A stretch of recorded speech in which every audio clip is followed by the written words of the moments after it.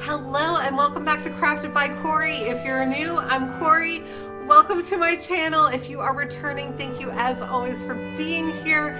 I have a compilation video for you today, 35 Christmas projects. These are all the projects I've done so far this year. Let's go ahead and get right on into the crafting. DIY number 1. All right, I have a whole bunch of scraps of paint sticks, and then this is a wall decal or a set of wall decals that my sweet subscriber Rose sent to me a while back, and I'm just showing you what it's supposed to look like if you put it on the wall. It kind of forms a Christmas tree shape with all these words, and I'm looking for pieces of wood that'll work with these shapes. So this is a little plank that came in a pack of, I think it was 6 from the Dollar Tree. I just pulled one of them out, and I am cutting it down to be double wide so that it's about the same width as the paint sticks that I'm going to be working with. And this is going to be a little bit wider at the top for my star shape that you can see there at the top left corner of the screen. I'm using some tape. I had used some wood glue to combine those two pieces, and I just taped it so that it wouldn't slide, and then I put something heavy on it to let it dry. So now I'm taking all of my scraps from my paint sticks. These are all the larger paint sticks. So the ones that are probably, gosh, I would say 1.5 to 2 inches wide. And then I think they're maybe 18 inches long. So the big ones that you could find at your home improvement store. And I was trimming off the angled edges as well as the handle parts. And you can see they're all different lengths. And then I didn't have any that were quite large enough for some of what I needed to do. So I was going to have to trim those off, but I decided I was going to cut out all of the little pieces of my wall decal first so that I could lay it out and figure out exactly how long I needed each of my sections of paint stick to be. I am not one to do a whole lot of measuring. If you guys have followed me for any amount of time, you know I'm really bad about giving you dimensions because I do everything by sight. Not everything, but most things. And if you have seen me measure, you've probably understood why I do things by sight, because I am really good at messing up the measurements. So at any rate, I am just, right now I'm looking at the different pieces that I have that are already cut, and I'm trying to line them up with the words that they'll fit with. So this is really, there's no science to this, you guys. I'm literally doing it by sight and just using my scraps first. And then once I get through all of my scraps, I will go ahead and trim up some new pieces, or I'll cut down some scraps to make them fit a little bit better. So you can just see how I'm doing all of this here. Once I had everything trimmed up, I did use some sandpaper, just clean up the ends, make sure everything was nice and smooth. And then I gave everything a good coat of Adirondack white chalk paint.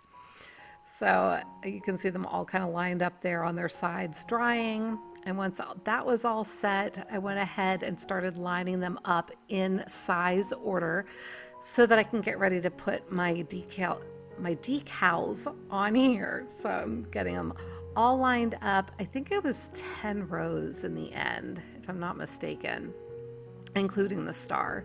It was either 9 or 10, but yeah, I'm counting real quick. It was 10 with the star included.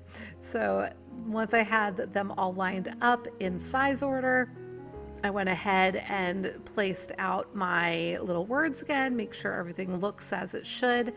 And once I did that, I can go ahead and start removing the backing and applying them to my little slats. So I'm going to start at the bottom and work my way up. It doesn't matter how you want to do it, but I'm just making sure I've got everything lined up, and then I'll smooth it down. I started trying to use my little burnishing tool, but then ultimately I found, just because my surfaces weren't super smooth, it was just easier with my fingertips because I had some brush strokes and stuff like that. So I just used my fingers and just worked my way up with each little segment, and just made sure everything was nice and smoothed down. My goodness, tongue-tied tonight. I grabbed out another full-length paint stick then. I was just making sure I had an idea of how much the bottom part of that paint stick would stick out from underneath. This is going to be my trunk for my tree, right? And I decided I liked the shape of the handle, so that's the part that I'm going to use as the trunk. And I only put enough wax. This is my antique Waverly wax. I only put enough of it to be visible from the front. And then I did coat the rest of just one side, which is going to be the back side, with the wax. I didn't coat the whole thing because I want the glue that I'm going to be using to be able to adhere directly to the paint stick, as opposed to having the wax to have to deal with. So now I'm just flipping everything over. I did have some wax I noticed on my surface, so just getting that cleaned up so that I don't end up getting wax on the parts that I don't want it on. So I'm just flipping them all over in order. And I am going to go ahead and adhere them here. So now you can see where I left the natural wood color, because I am going to be using my wood glue, and I wanted to have that pure wood surface to adhere the pieces to. Hopefully that makes sense. So then I used a teeny little bit of hot glue on either side of my wood glue band, and I'm adhering my little star to start, trying to make sure that it's super straight, because as I come down, I'm using that as my starting point, obviously. And as I come down and I line things up underneath, I want to make sure that they don't look crooked, because the closer we get to the bottom and the longer the slats, the more obvious it's going to be if something isn't straight.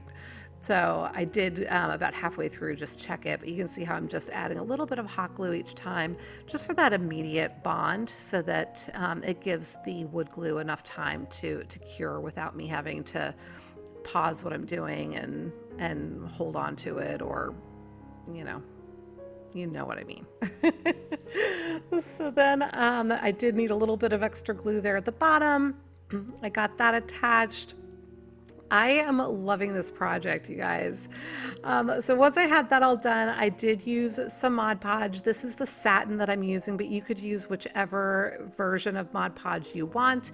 The reason that I decided to coat it was actually for a couple of reasons. One, this is going to seal in all of my decals, so they're not going to lift and fall off, but it's also providing a consistent sheen to the entire project, because my decals had a little bit of a shine to them.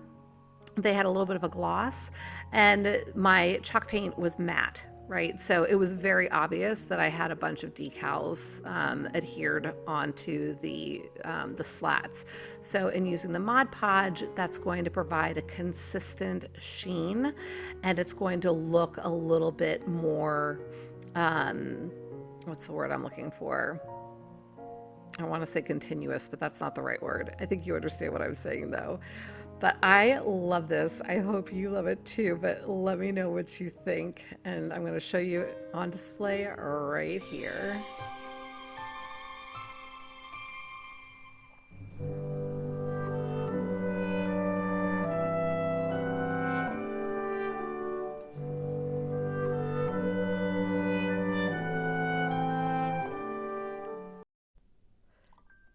DIY number 2.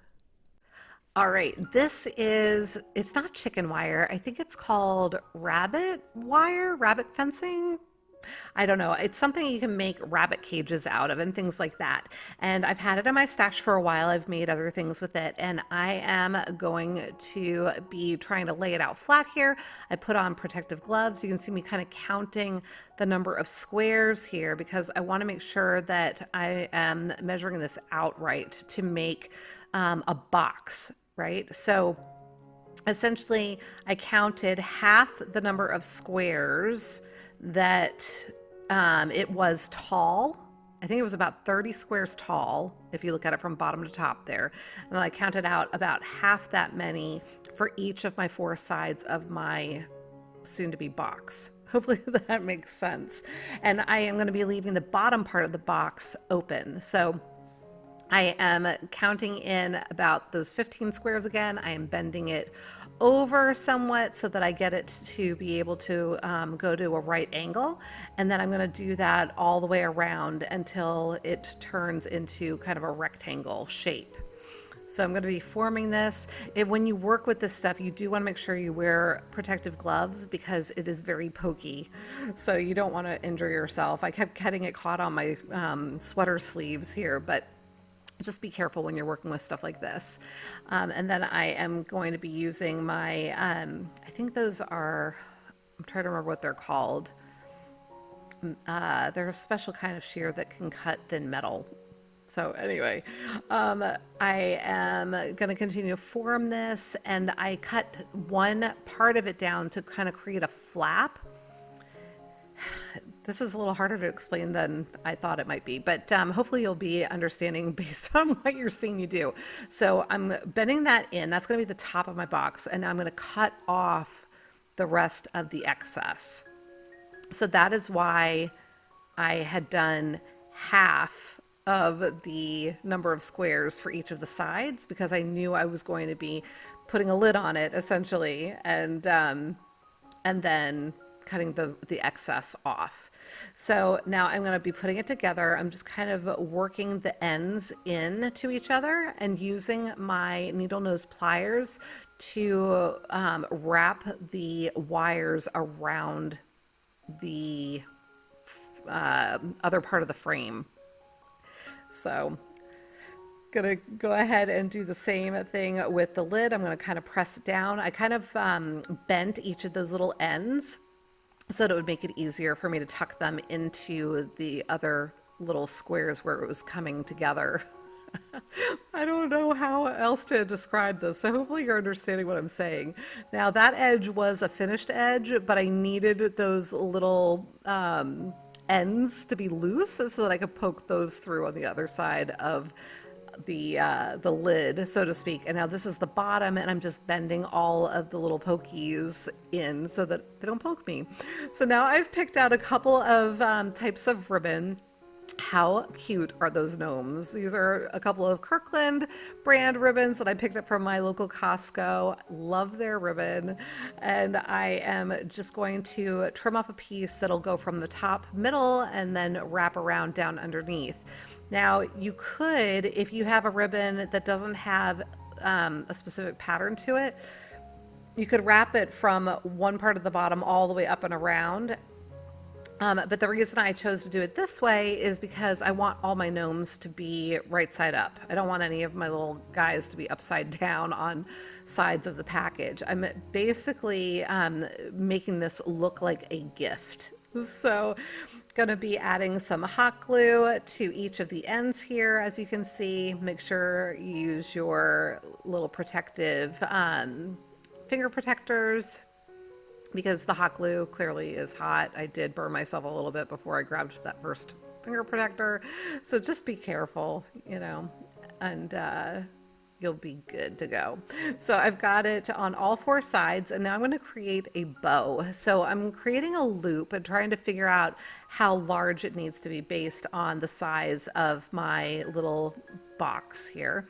And I started trying to figure out how I wanted to create the bow. I was kind of offsetting the loops to see if I could create a bow with multiple loops, but ultimately I decided I was going to do each layer, so to speak, separately.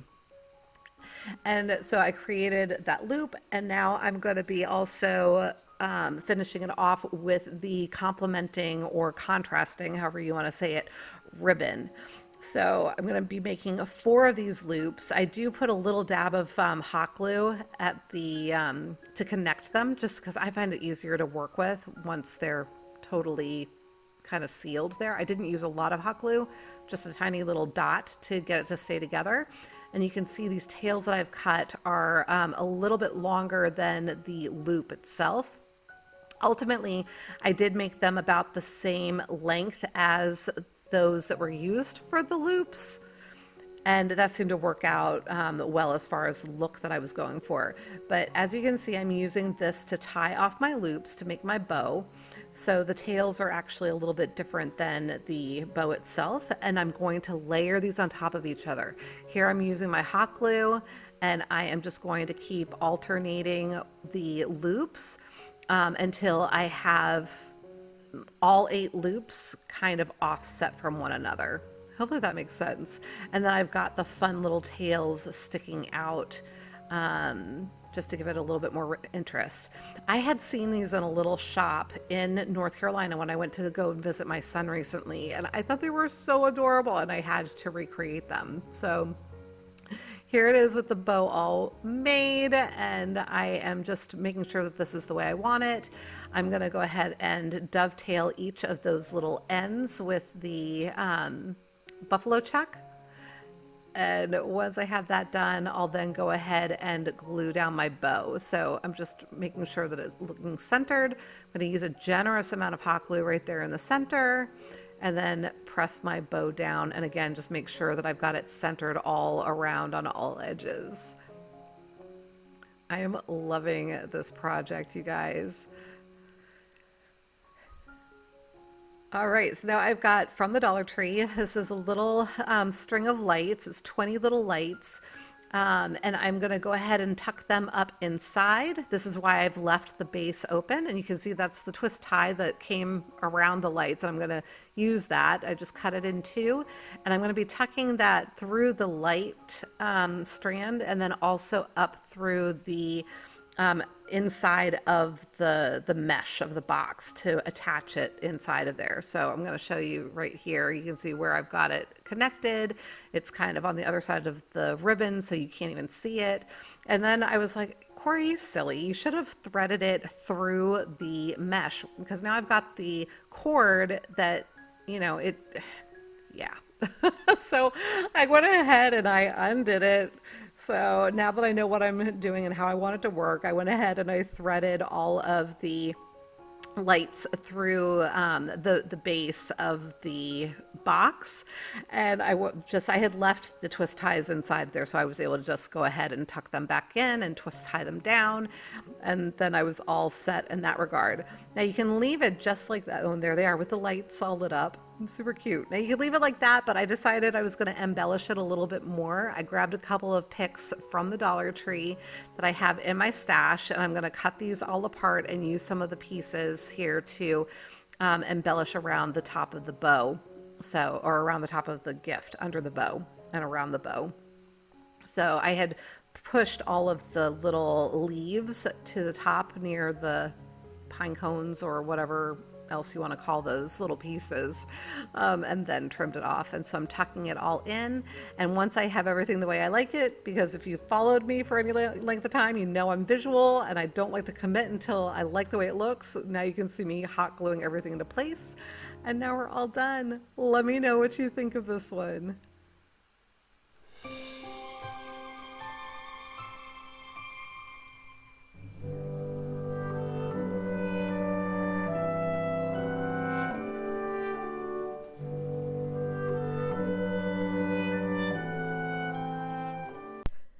DIY number 3. I have a scrap piece of wood from my stash, and one of those, I want to say corrugated, that's not what it is, metal pieces from the Dollar Tree. It came in a pack of 3, but I'm going to go ahead and paint this piece of wood. I was trying to decide which side I wanted to use and whether I wanted to paint both sides of it, because this front side is actually kind of pretty, but I decided ultimately I was going to paint it after all. And sorry if you can hear Sammy's chain rattling or his collar rattling next to me. He's hanging out and doing this thing here. But this is a color that I actually mixed, and you're gonna see it later on in the video how I mixed it, but it's it started out as crystal, and then I added in some ocean chalk paint. I believe they are both Waverly colors, and they're just chalk paint.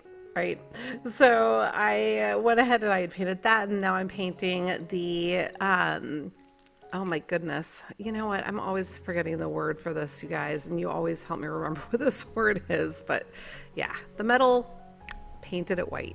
And now I am using these pop dots from the Dollar Tree. This was a pack that I've had in my stash for a while, and it is basically like double-sided tape but on foam, so it gives it a little bit of a pop off of the surface of whatever you're using it on. And so I am just going to go ahead and set this down on my blue. I love this icy blue color, you guys. And now I was just showing you some vase filler that I had also picked up from the Dollar Tree. I'm laying down some Mod Podge. I just decided, and you know what, this sign is really pretty, just as simple as it was, but I just decided I wanted to give it a little something extra. So added some Mod Podge in different areas, and I'm just placing down that vase filler. It's basically like these tiny little silver glittery balls. So I'm just using some of what I had spilled out onto my surface to try and fill this one in, and then I'm going to do the same in that other corner. Again, you could totally leave it plain. You could wrap some cord around the end, whatever makes you happy, but let me know what you think of this one.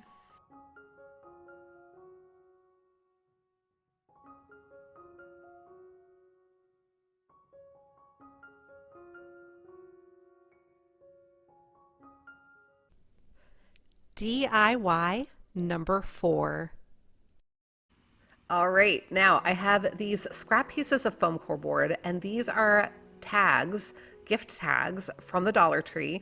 I'm going to pull out 2 of each of these styles. Now, I'm using gift tags. You could use anything you want for this. If you find a picture in a magazine that you like, or, you know, I don't know, decoupage paper or scrapbook paper with a cute image on it. I don't know. I'm using the gift tags because I liked the shape of them.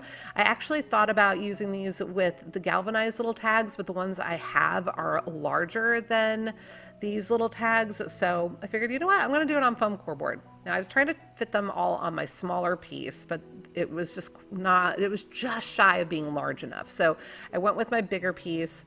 I'm just getting them all lined up, trying to figure out how I want them placed. I'm only working with one of the sets right now. Using my school glue, I'm going to glue these right down onto the foam core board. Now, the reason I've got 2 of each design, and the reason why I'm only using one of each of them right now, is because I'm going to make these double-sided, right? So I wanted to make sure that no matter which way you looked at these ornaments, they were going to look the same. Now you could certainly mix it up and make them 2-sided, but I decided I wanted them to be uniform. So now once I had them all glued down, the edges were curling up on me a little bit, so I just put some parchment paper down over it and held it down for a couple of minutes until it was completely secured and not curling on me. Now I'm using my X-Acto knife, and I'm just going to cut right along the edge of the tags. Now I found that if I just did a really light score alongside the tag first, rather than trying to dig right through, I had a better time with not cutting into the tag. I found that if I tried to go for it right away, I wasn't following a straight line, and I ended up cutting into the tag a little bit. So I was just scoring very lightly the paper alongside of it first to give my X-Acto knife a guide, and then I went for it. Hopefully that makes sense. So now I've got them all cut out. I'm going to take my other set and glue them onto the backs. I'm just kind of sliding it around to get the glue all over the surface, and so that it would be glued right up to the edge. So hopefully, because you see, you know, when you put the glue on, it's not all the way up to the edge. So I just kind of set it down and slide it around to make sure that all my edges had glue on it without getting really goopy, right?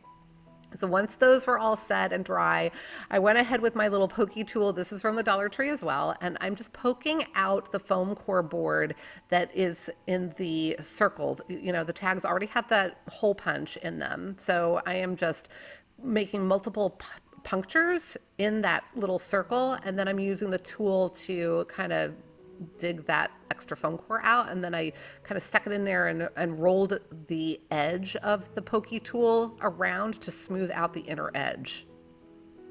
Are you understand what I'm trying to explain? Sometimes I wonder if I make any sense at all, but I think you guys are probably getting it. So now I am using some jute cord. This is from Walmart. I got this huge roll of it. I think it was like $5 or $6 from Walmart, and it lasts me a really long time. I love it. And I'm just gonna glue this along the edge. Now, I had hoped it was going to be wide enough for the edge of these. It really wasn't, so I ended up having to go around the edge twice. You can kind of see there that you can see the white foam core underneath, or below, I should say, this first round of edging. So no big deal. I just, I got to the end. I was hoping I could just keep going, but I figured it was going to lay flatter and hide the foam core better if I trimmed it off. So that's what I ultimately did. So you saw me trim it off. I sealed it up at the top, and now I'm going to come back through again with my next layer. I'm just going to wrap it around again. Now I'm starting at the top in the middle because I want to hide that seam, and I'll be able to hide that with my hanger in just a minute. Now at first I did it with just a single strand, and you know, the same, yeah. I did it this way. I ended up not liking it. You're gonna see me untie it in just a second because I was like, that just looks too boring or something. I don't know. It doesn't look finished, and it wasn't hiding my seam. So instead, I folded it in half. I stuck it back through. It took a little bit of work there to just kind of push that double layer through, but I got it. And then I'm going to flip the ends through that loop that I've created, sticking them through there so it kind of knots it. And then I just had to kind of work with it because, again, it was a little snug through that hole with the twine doubled, or the jute cord doubled. I probably should have used, I could have used twine. That probably would have worked a little bit better, but it's uniform, right? So tied my knot again, and now this one is done. So I did the same thing with all of them, got them all situated, and here they are. I think they are so cute, but let me know what you think.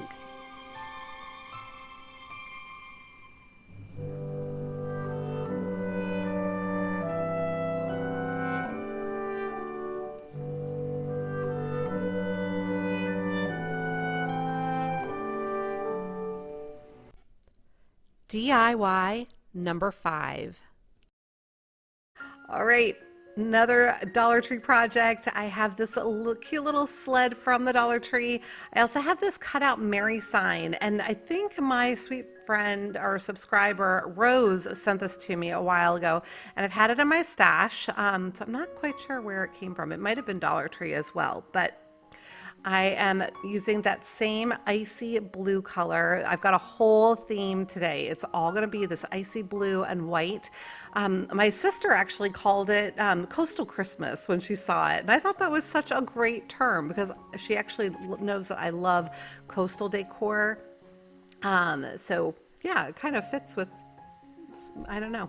I love these colors. So as you can see, I'm just painting the sled in the white and the blue, and I'm going to add on the Mary as well. I added some polka dots just to give it a little bit more interest there. Added back the same hanger that it came with, and I'm using those pop dots again. I'm going to place the Mary right on the back of the sled, and we are going to be all set with this one too, except I did actually add some white paint to the blue on the Mary too, just to give it a little bit more texture.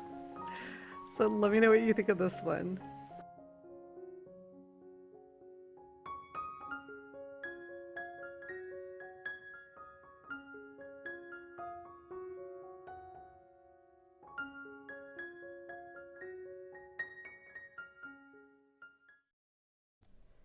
DIY number 6. All right, more Dollar Tree items. This is just a plain old wood round, but it's about, I would say, 3/4 of an inch thick. I'm filling in the hole. It did come with a twine hanger that I removed. Painted it the icy blue. I'll set that aside to let that dry. Filling in the hole on my little snowflake as well. And once that was cool, use wood spackle for sure if you want, but I have been using hot glue, and then I just kind of scrape off the excess and sand it down, and it's been working fine for me. But then I painted the snowflake white. Once that's all dry, I have this from my stash as well. They're just little self-adhesive crystals. I'm going to call them crystals for lack of a better term, but I figured this would give my snowflake a little bit of bling. You could add as much or as little to this as you want. I'm going to keep it relatively simple and just add one little crystal to the end of each snowflake and then one in the middle. But you could put as much of the crystals on here as you really want. So I'm going to get it all centered on here. This is my Star Bond Crazy Glue. It's called Star Bond, and this is the thick that I'm using. I'm setting it down. Word of the wise, make sure your paint is dry before you press down on your piece like I just did. So no harm, no foul. I was able to get it situated, and then I came back in and touched it up. You might not be able to see it here, but I took off a bunch of the white paint when I tried to press down on it, thinking that it was dry when it was not. So you just want to make sure your project is dry before you try to touch it. So that was all touched up, and this little piece is done as well. Let me know what you think of this one. I'm just going to keep touching it up here for a second. There we go.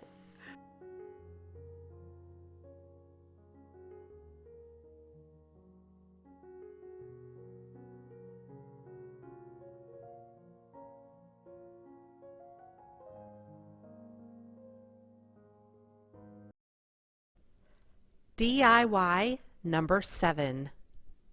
I have these puff balls from the Dollar Tree along with these doll needles that I picked up a while back, and I honestly had forgotten I had them in my stash, and then Rich actually found them for me. But I'm threading one of my needles with just regular white thread. I had my needle threader there, but I noticed that the head of the needle was sufficiently large that I could do it without the threader, so I ended up not using that.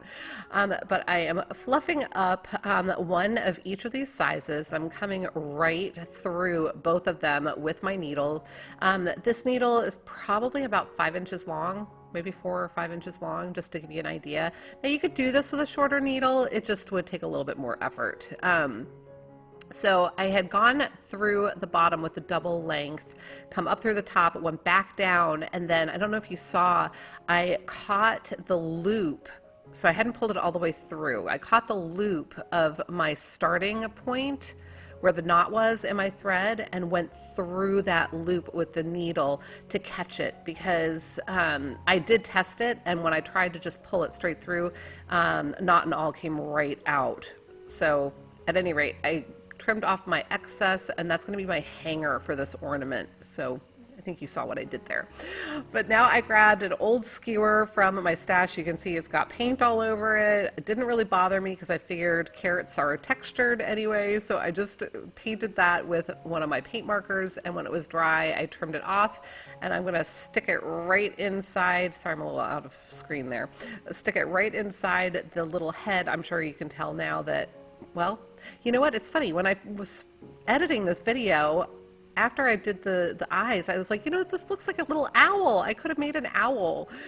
So you could certainly make an owl doing this as well. But if you've watched me for any length of time, you know that I love snowmen. So I grabbed out all of my little wooden beads. I've got them in all different sizes. I had gotten this off of Amazon, or the beads I'd gotten off of Amazon. And I always wondered when I was ever going to use those tiny, teeny little beads, because I was thinking of like beaded garlands. Well, I have found a use for them. So I pulled out a couple of different sizes. I'm using one size for the eyes and the little buttons, and then I'm using this other size that I'm doing red for his mouth.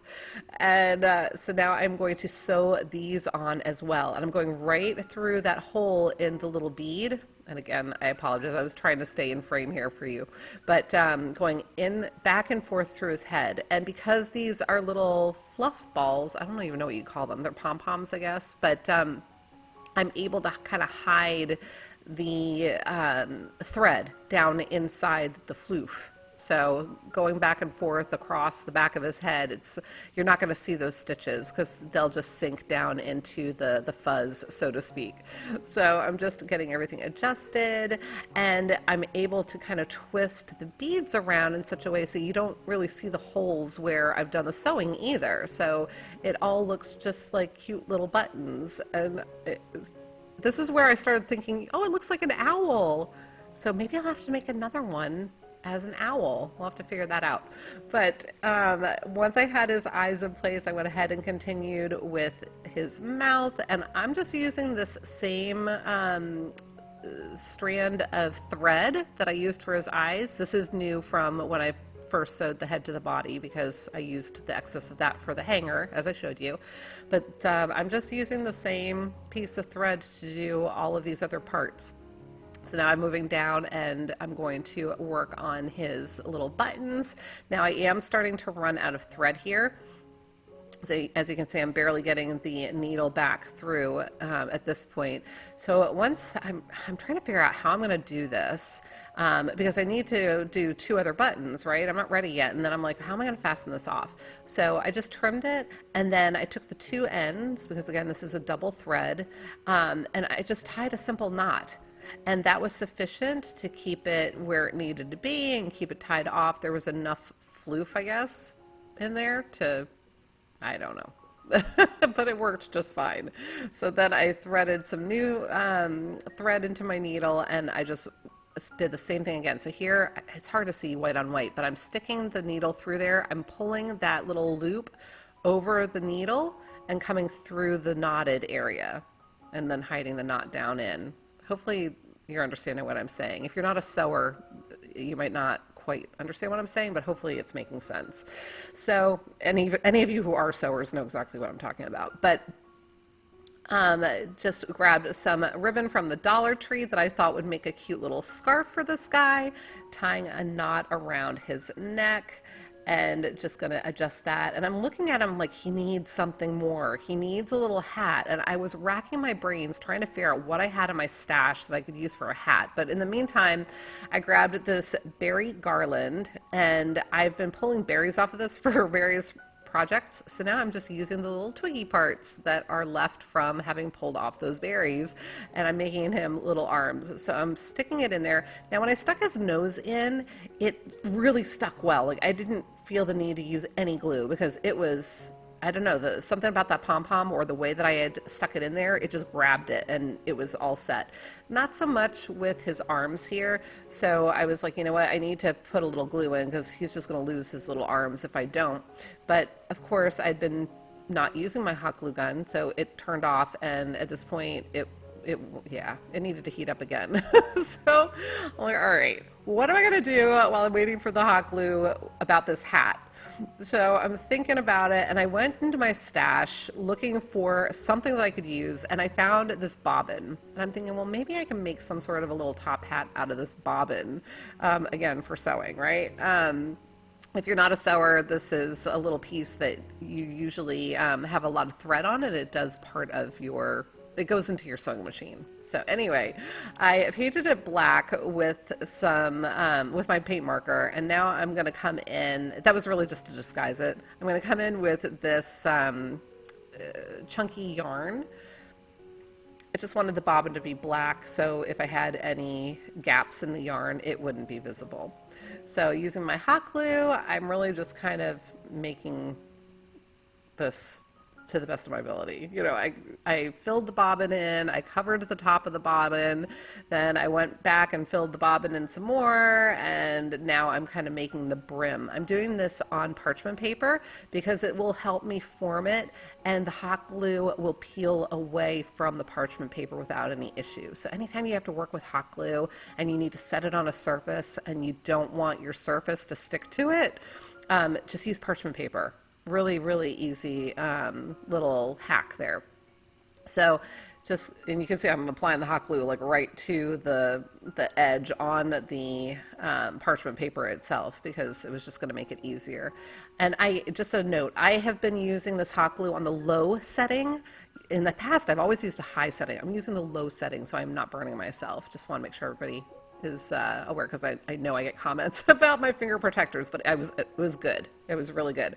So now I used my needle to sew. Actually, I threaded the hanger that I'd created earlier back onto my needle, and then I brought that up through the hat. So now our hanger is coming up through his hat, right? And so that wasn't disturbed at all. I just used a little bit of hot glue to adhere to his head so it's not going to go anywhere. And he is pretty much good to go. Oh, hot glue clearly is working now, so I'm going to glue his little arms. Didn't want to forget about that. I'm just kind of moving all of the fluff away as far as I can, and then just putting a little bit of glue in there and squeezing it all back together so that his arms don't end up falling off, because that would be very sad. But here he is. Let me know what you think of this one, and at the end I'll show you all the ornaments on the tree as well.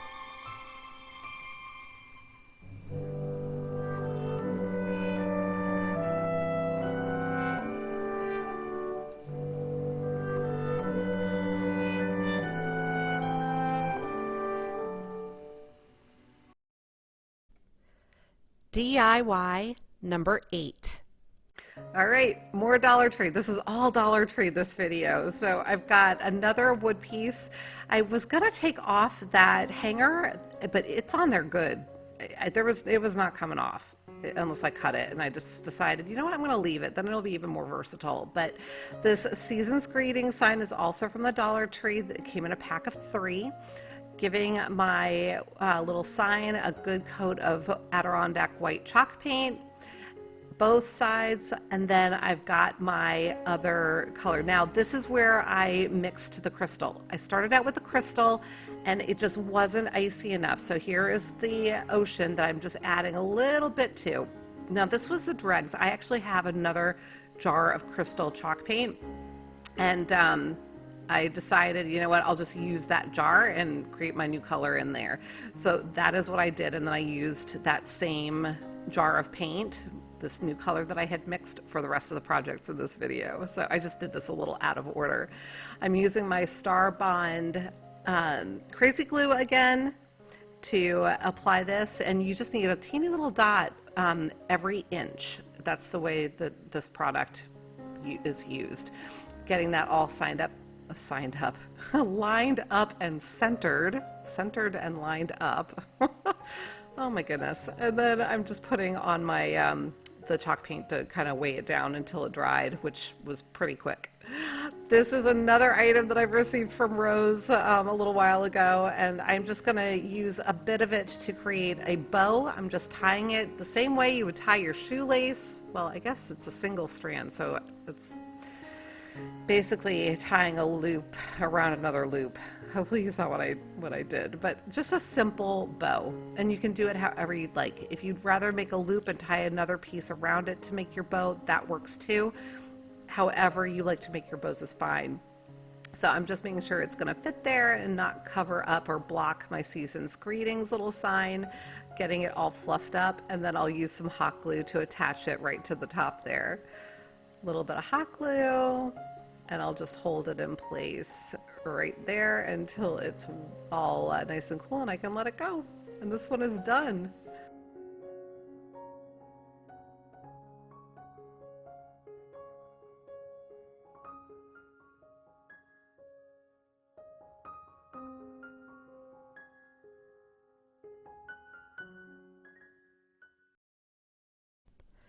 DIY number 9.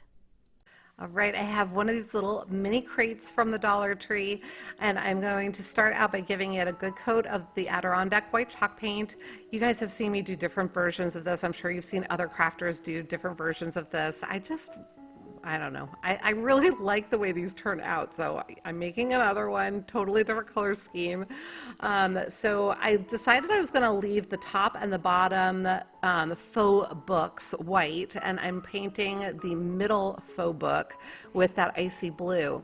And along the side, I'm going to make like the little binding of the book and the rest of the cover, right? So the pages are kind of in between, and I don't know. So if you see it from the side, maybe it looks a little bit more like a book. That's what I have in my head anyway. So doing the same thing on the back side, just creating the illusion of the book cover that is stacked between the two white books.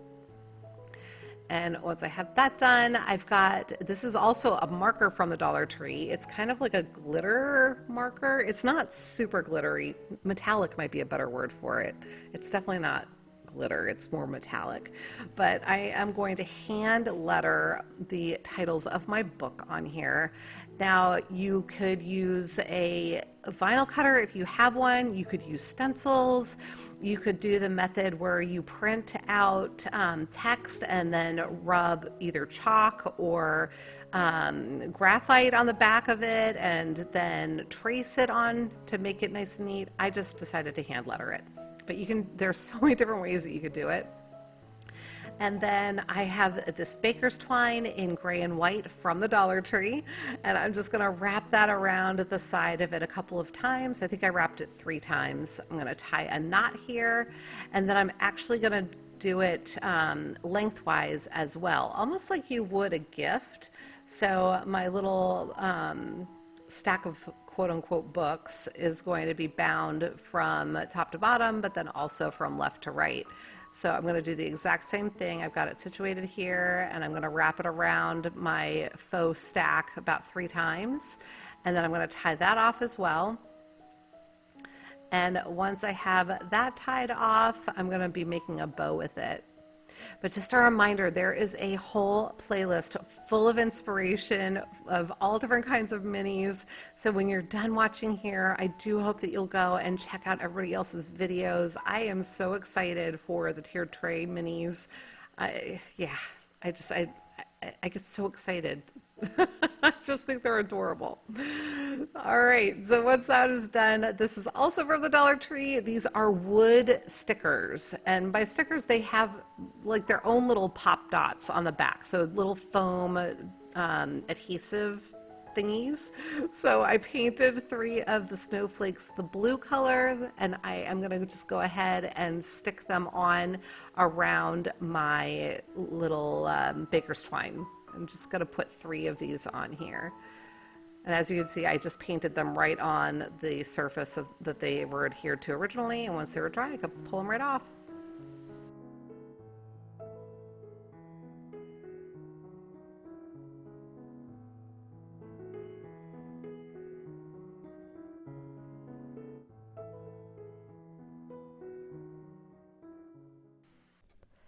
DIY number 10.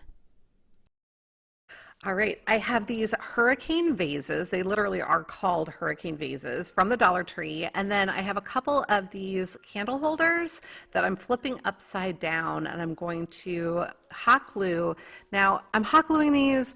If you want a permanent hold or something that is not going to fall apart even while you're making the project, I highly recommend using your E6000 or your Gorilla Glue or something like that. I'm using my hot glue because I want to be able to put this together pretty quickly. And I didn't want to have to wait for it to dry, but you're probably going to see that it does, it does not hold very well. But in the meantime, I am using these garland ties, also from the Dollar Tree. I'm just twisting it around the seam where my 2 glass pieces came together. And this is really just to camouflage the fact that I've got 2 different pieces going on here.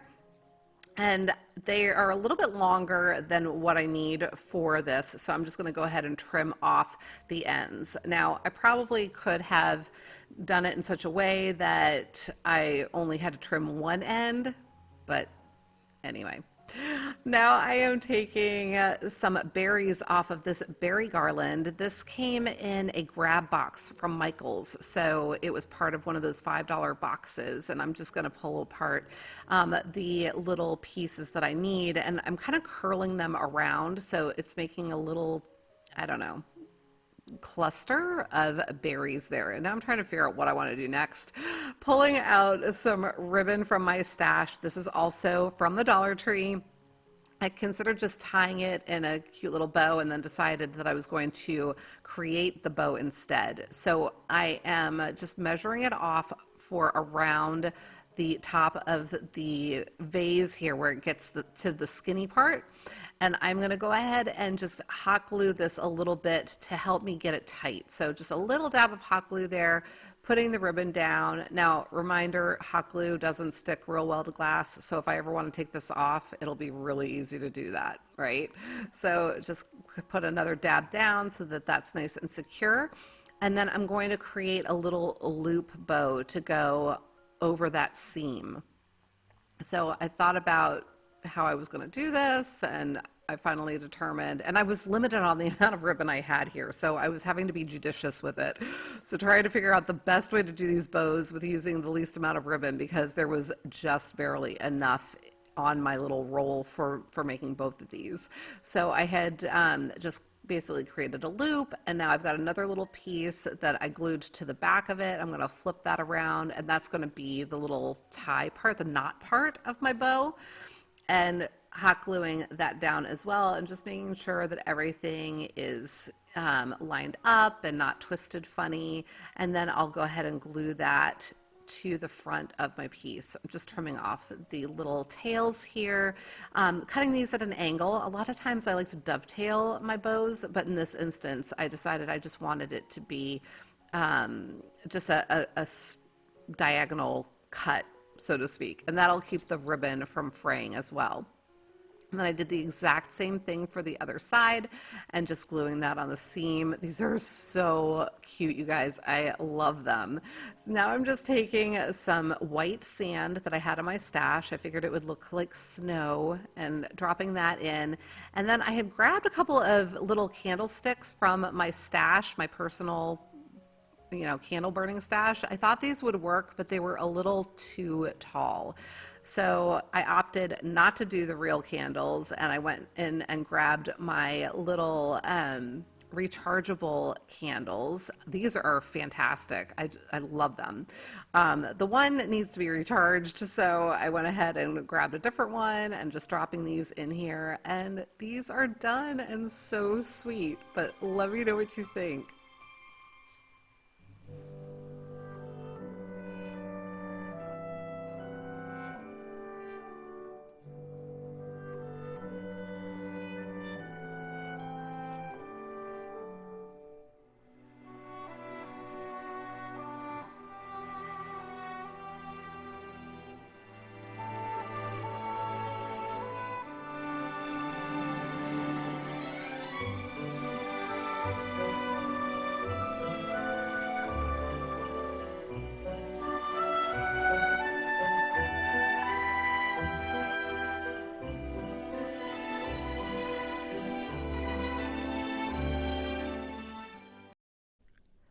DIY number 11.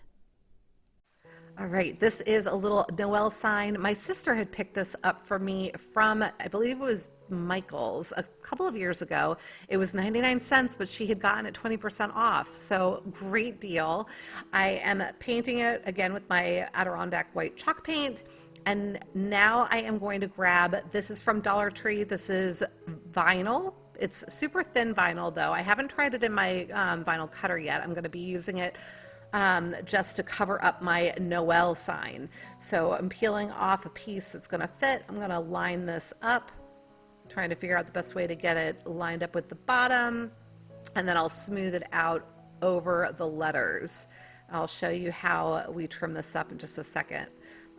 Apparently I was struggling a little bit with it here, so just going to get it lined up and press it down. So as long as you have a straight edge there, it actually isn't all that hard. It was just, I was using an end that was super curled up. So if you use a piece that's a little flatter, it'll be a lot easier than what I was showing. So now I am bringing it onto my cutting mat. I'm going to grab my X-Acto knife, and I have that little edge kind of hanging off the edge of my work surface, just so that I make sure this is nice and flat for me. And I'm just going to trim right around the vinyl, and it was super easy to cut through. Super easy to get that trimmed out. It just takes a little bit of patience as you go around some of the corners and get into some of the closer spaces, but otherwise this worked honestly even better than I anticipated. I thought I was going to struggle with it a little bit more than I did, and I honestly didn't really struggle with it. So once I had that all covered, you can see how cute is that. Now that would be cute by itself, but what I'm going to do is grab a red bulb, and I am going to be using the bulb for the O. So my initial thought here was go ahead and use the O and glue it down, and we'll go ahead and place it there. And that's fine. You can do that. That was my initial thought. I end up changing it though. But first, I'm going to go ahead and add some red ribbon as the little tie. This was the very tail end of some ribbon I'd gotten from the Dollar Tree. And so I'm just using what's left there, and I'm going to tie it in a little bow, just like a little shoelace bow, nothing fancy. Once I have that all tied up, I'll trim off the ends a little bit, but I'm just trying to make sure that it's a cute little tiny bow and not super overwhelming. So then just trim off the ends, and then I could be done. I could be done, but I'm looking at it and it was just bothering me that the O was sticking so far out and you could kind of see the original O. So yeah, I pulled it all off, and now I'm going to try and cut that O off. Please be careful if you try to do this. Yeah, I probably was not doing this the safest way possible, especially when I was cutting towards myself. So cut away from yourself, and yeah, just be very careful. So I started scoring the base of the O right along the, I guess the base. Had I had more patience and had I just kept scoring it before I started trying to break it away, it would have worked a lot nicer and a lot more smoothly. I think I'm making up words now. It would have been smoother, but of course I was being impatient, so I went ahead and ripped it off, and it broke a little higher than I had wanted it to.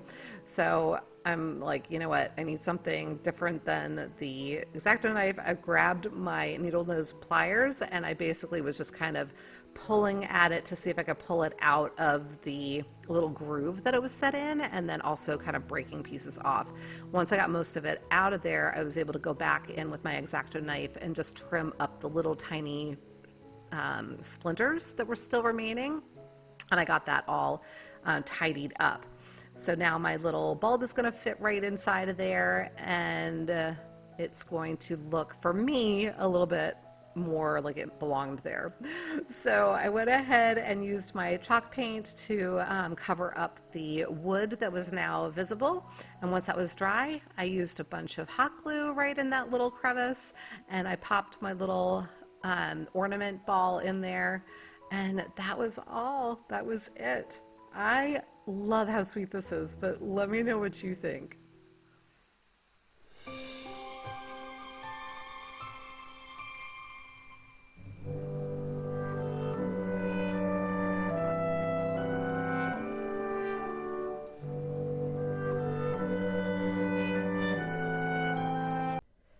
DIY number 12. All right, so I have another piece from the Dollar Tree. This always reminds me of a little milk carafe. I don't know if that's what it is or if it's like a little wine carafe, but I'm giving it one really nice, good, thick coat of my Adirondack white chalk paint. And I opted to do that because when I try to do multiple coats on glass, I have a hard time with it sticking. So that was the way I went with this piece. And now I have a couple of markers in my stash. These were actually given to me, so I don't know where they came from, but I love these markers. And I've got it in a cranberry color and then a nice green color.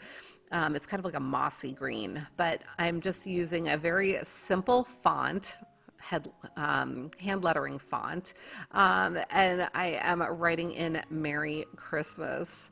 Now, this is inspired by something that I've seen online for a couple of years now. I wanted to do them last Christmas, But then I saw that Holly from Hot Humble Pie had done them on her channel, and then I felt weird about doing them. But I keep seeing them, and they really speak to me. So I decided that I was going to go ahead and recreate my version of this. Now, I totally encourage you to go and check out Holly's version of it, because what she did was absolutely gorgeous. And hers is much closer to the original, so the inspiration. Mine is a little bit more whimsical, I guess you could say, or it's less perfect, let's put it that way. But I went through and just added all of the little greenery pieces, and once I had that all set, I'm going to come back in with my cranberry and put some little berries at the tips of most of the little greenery. What would you call them, branches? I guess they're branches, but I left some of them green as if the berries hadn't yet ripened, because in some instances, for whatever reason, I had like little globs at the end of my green. I don't know, it must be the way that I had used the marker. But once I had that done, I grabbed my jute cord and I wrapped that around 3 times.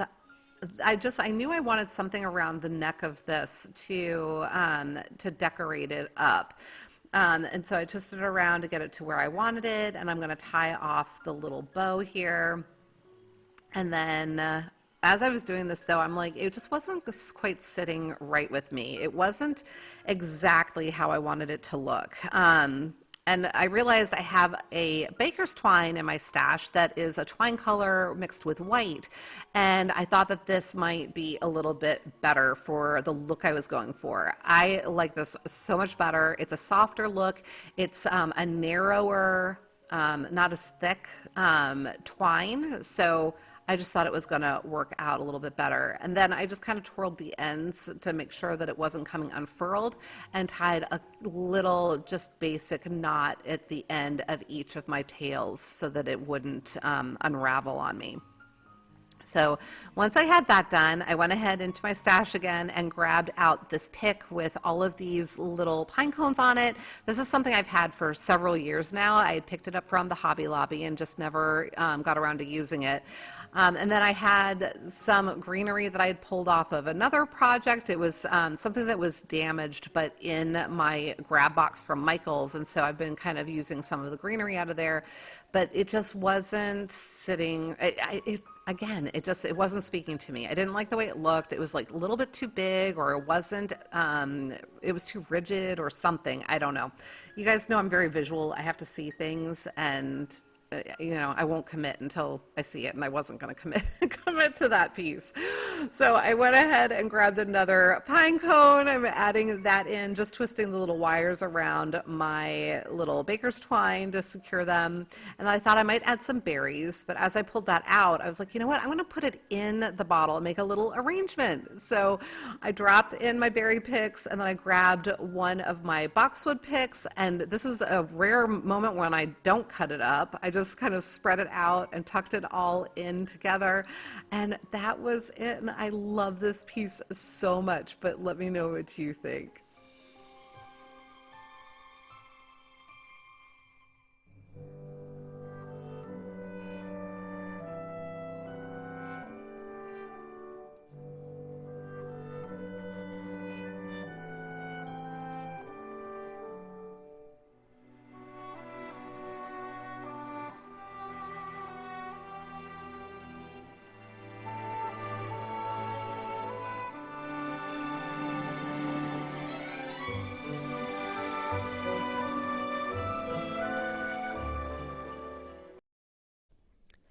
DIY number 13. All right, this is a cube that I've had in my stash for some time, along with a little snowflake garland from the Dollar Tree. And so I'm just going to go ahead and clean out this cube. I don't recall where I got it from. I've had it for years, but I went ahead and pulled apart this little garland because I'm going to be using the snowflakes around the glass cube, and the best way to piece these together on there is going to be to detach them, because the cube is just a little too small for me to leave them attached. But first, I'm going to use this icy blue color that I had created a while back. It's just maybe a few videos ago during my minis challenge. I think it was in the month of October. But it's just this icy blue color that started with crystal chalk paint, and I added some ocean chalk paint to it and got this color. And now I also have these little icy, they're like little fake faux diamonds, and I'm going to drop one of these into the middle of each of my snowflakes just to dress them up a little bit. I'm using just a dab of hot glue and pressing them down into the middle. And now I am taking my school glue and I'm going to attach my snowflakes to my glass cube. Now, in a minute, you're gonna see me pulling them off and using hot glue because I just wasn't patient. I do recommend the school glue or E6000 or something of that nature versus hot glue, because the hot glue, if you use a real candle in here, and I end up switching what I'm doing altogether, so I don't end up using a real candle in this, but if you wanna do something like this and use a real candle, you don't want to use hot glue because the candle will end up warming up your vase and it will heat up your hot glue and your project will melt and fall apart, right? So definitely want to use the school glue, which will dry clear, or some other clear glue like the E6000 or Gorilla Glue or something of that nature, if you choose to use a real candle in your project. So you're going to see that they kept just popping off of here a little bit because the sides of the glass cube are not perfectly straight. They're a little concave. And so they just, like I said, I just wasn't being patient. So I wiped it off and I ended up using hot glue on it to just get everything to stay.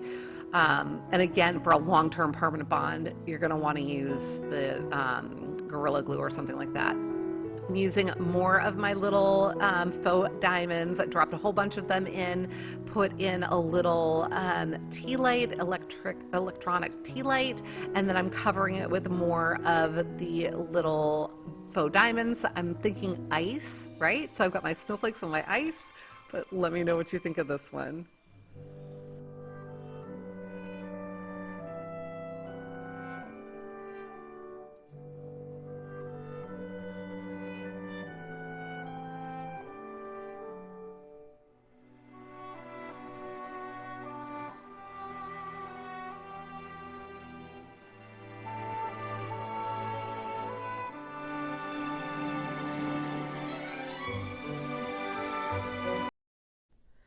DIY number 14.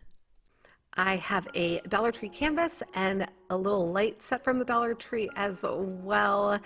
I am excited about this one, you guys. I started out with my Cricut. I went into the design space and I was just looking for merry and bright. I was looking for something that was already created for cutting specifically, so I filtered it there.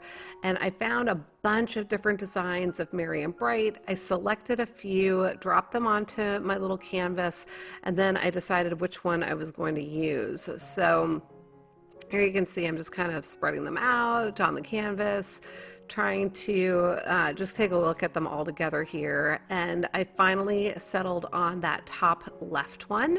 So I'm just deleting off the others and I'm going to work with this one.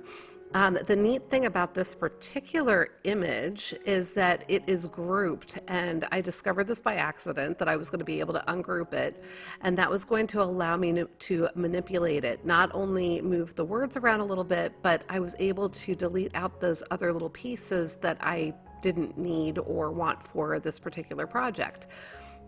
So once I had it all done the way I wanted, I went ahead and cut it out on my Cricut. You can see I am just using a scrap piece of vinyl. If you guys have followed me for a while and you've seen me working with vinyl, I tend to trim off all the extra parts of my vinyl and I put them away for another time.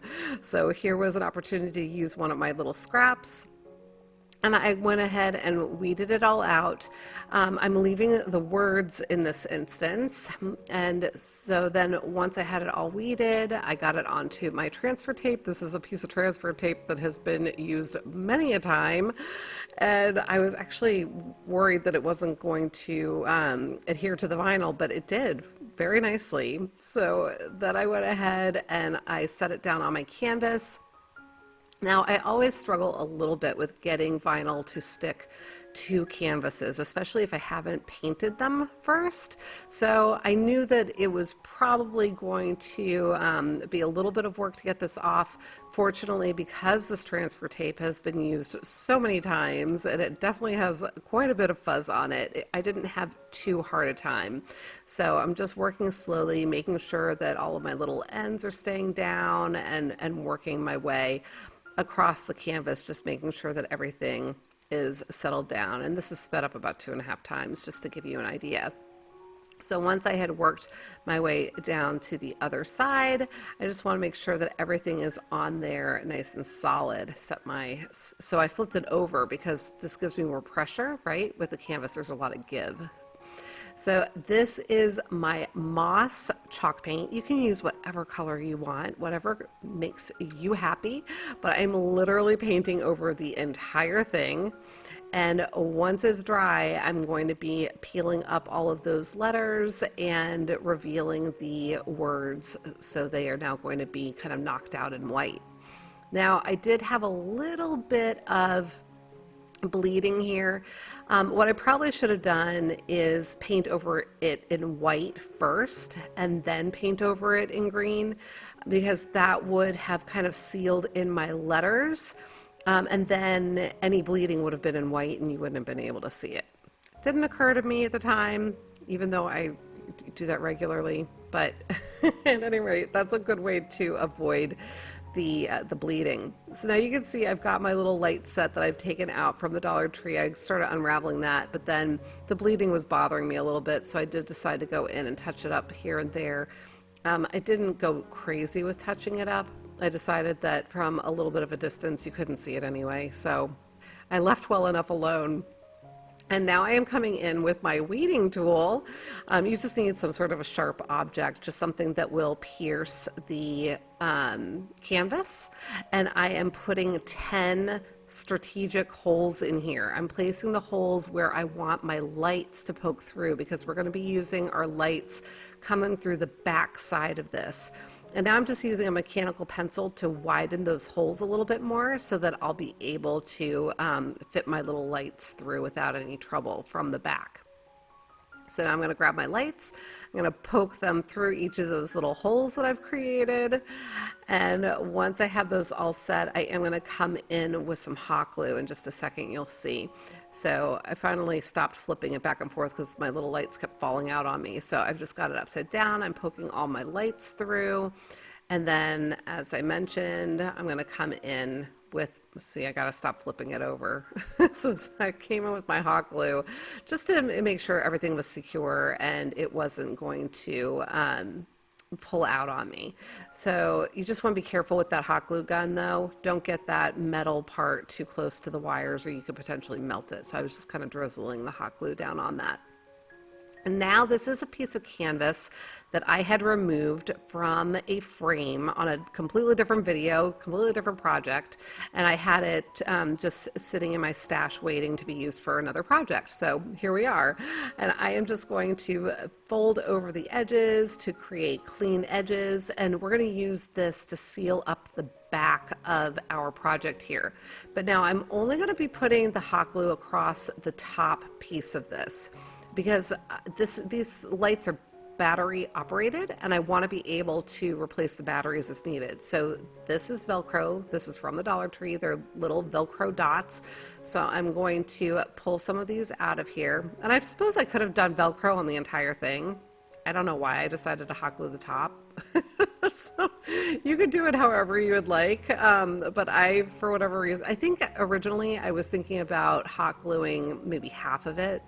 And then ultimately I decided no, that I really wanted to be able to get in there a little bit more. So I wanted flexibility, let's say.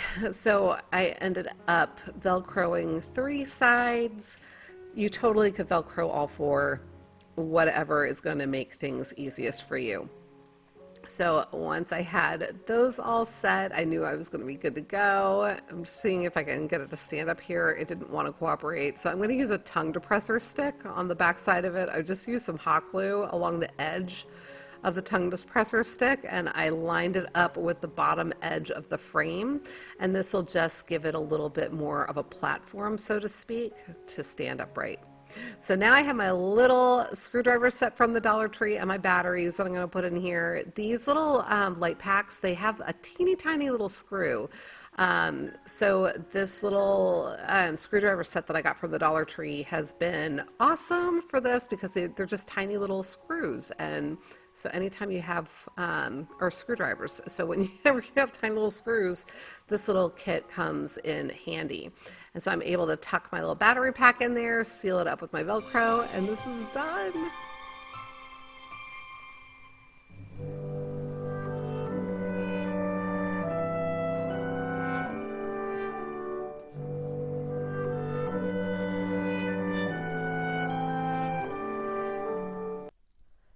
DIY number 15. All right, this is a little house thing that I had found at the Dollar Tree, and I'm just going to peel that up off the back. Then I also have one of my chalk couture transfers I'm going to be working with for this. I just received it the other day. I was really excited because I thought it was really cute, but I'm just going to peel up this sticker off the back. I'll sand it down a little bit, just make sure everything is good, and then I'm going to make this double-sided. I'm not going to do anything to this front side of it, but take my little silver paint Sharpie, and I'm going to write the number 25 on here.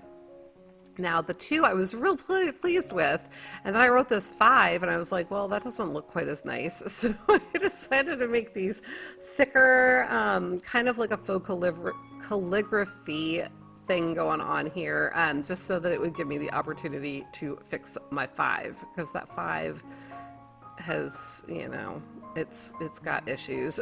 So I'm fixing my 5, getting that base part of my 5 rounded out a little bit, and, you know, just trying to get my paint going there. So yeah, so 25 for my little Christmas holiday. That's my thought here. And then on the other side, I'm going to be flipping it over in just a moment. And I'm going to be painting this with my Adirondack white chalk paint. I gave it 2 good coats of paint. And once that was dry, I was going to be ready to decorate it. I did decide, rather than doing just my transfer, I was going to use some of the scrapbook paper. So I traced out the shape of my little house here. So I suppose I didn't ultimately have to paint the whole thing white, but I did anyway, right? So cutting out the shape of my house, and now I'm trying to figure out how I want to do this with the through the years we all will be together.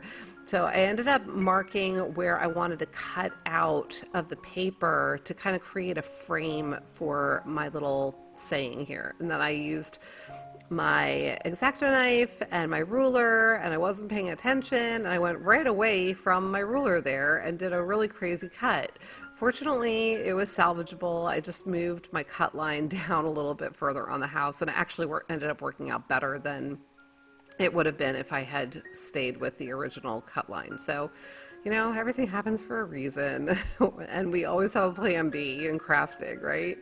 So I went ahead and cut out that little frame, popped that little piece out, and now I'm going to use my Mod Podge to glue this down. I was just checking to make sure that it was going to line up properly with my house, and it fit perfectly. Mod Podging it. It doesn't matter which kind of Mod Podge you use. You could use craft glue, whatever works for you here. Got that sealed down.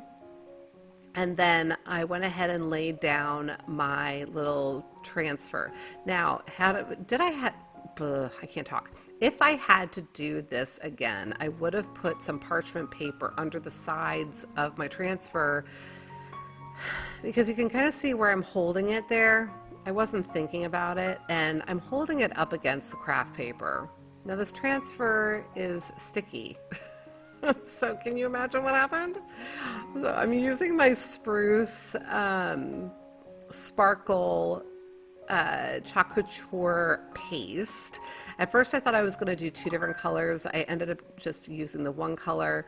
Now everything started coming off fine, except it was leaving a little bit of a residue. I didn't show it on camera, but I did try to goodness, I'm forgetting what the word is for it. I tried to fuzz it. I fuzzed it a little bit, but not enough. And so it ended up leaving a residue. And I pulled up a little bit of that craft paper there. So now I'm disguising the craft paper with that little tree, which actually I think happened for a reason, right? It needed something more, and I was forced to put something there. And then I added a second tree to balance it out.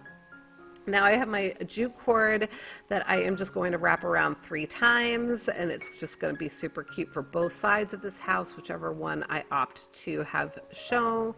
But you know, in reality, when we have a tier tray, I mean, depending on where your tier tray is located, you might be able to see both sides of this, right? So it's not necessarily a bad thing to have a double-sided piece.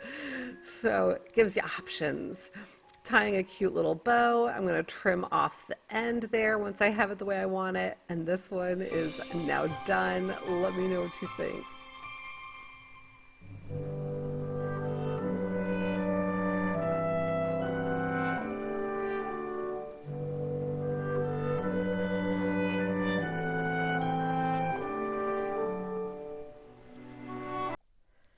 DIY number 16.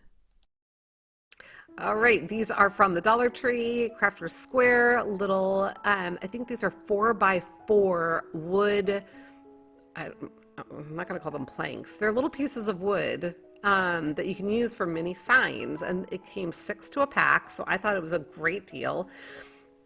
I am just going to use my antique wax on this, and I'm going to coat both sides and also making sure that I get all of the edges. Then I'm going back to my Cricut. I'm going back to my design space, but this time I decided I was going to do my own words.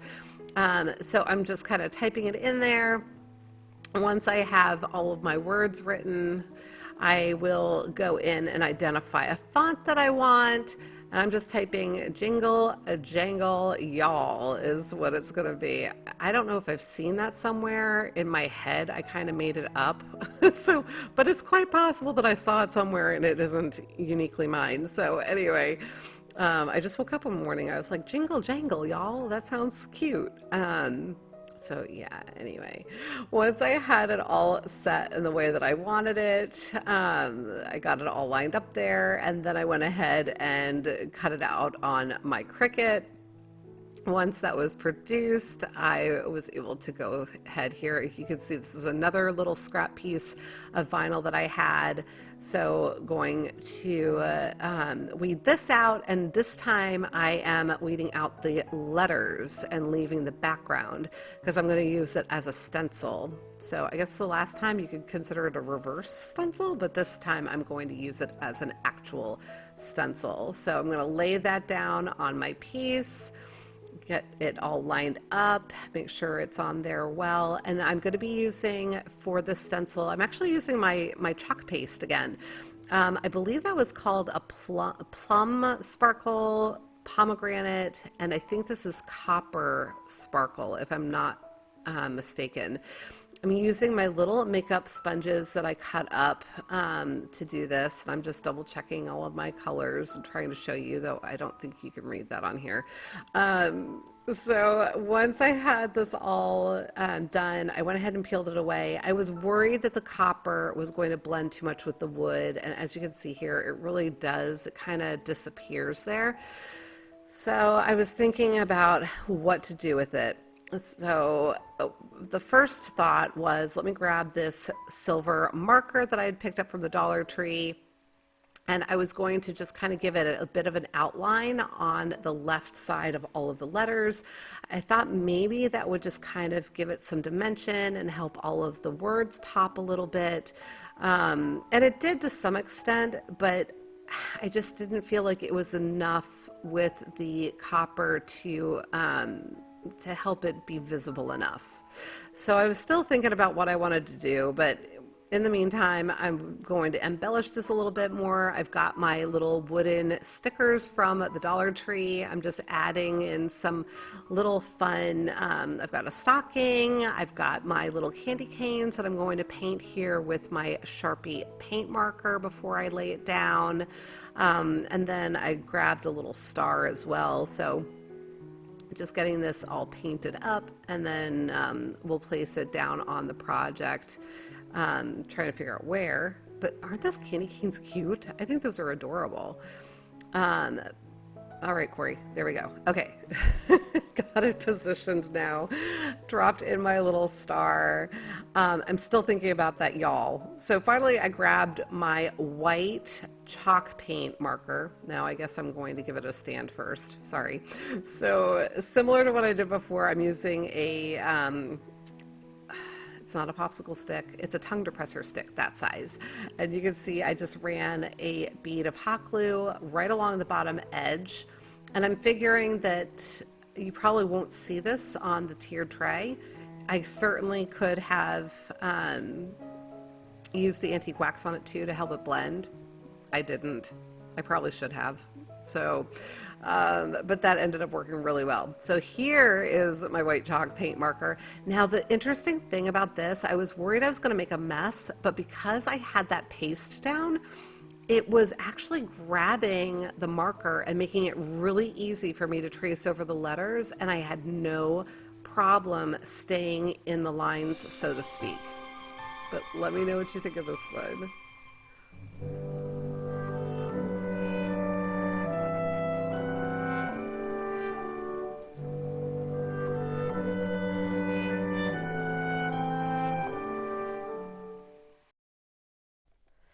DIY number 17.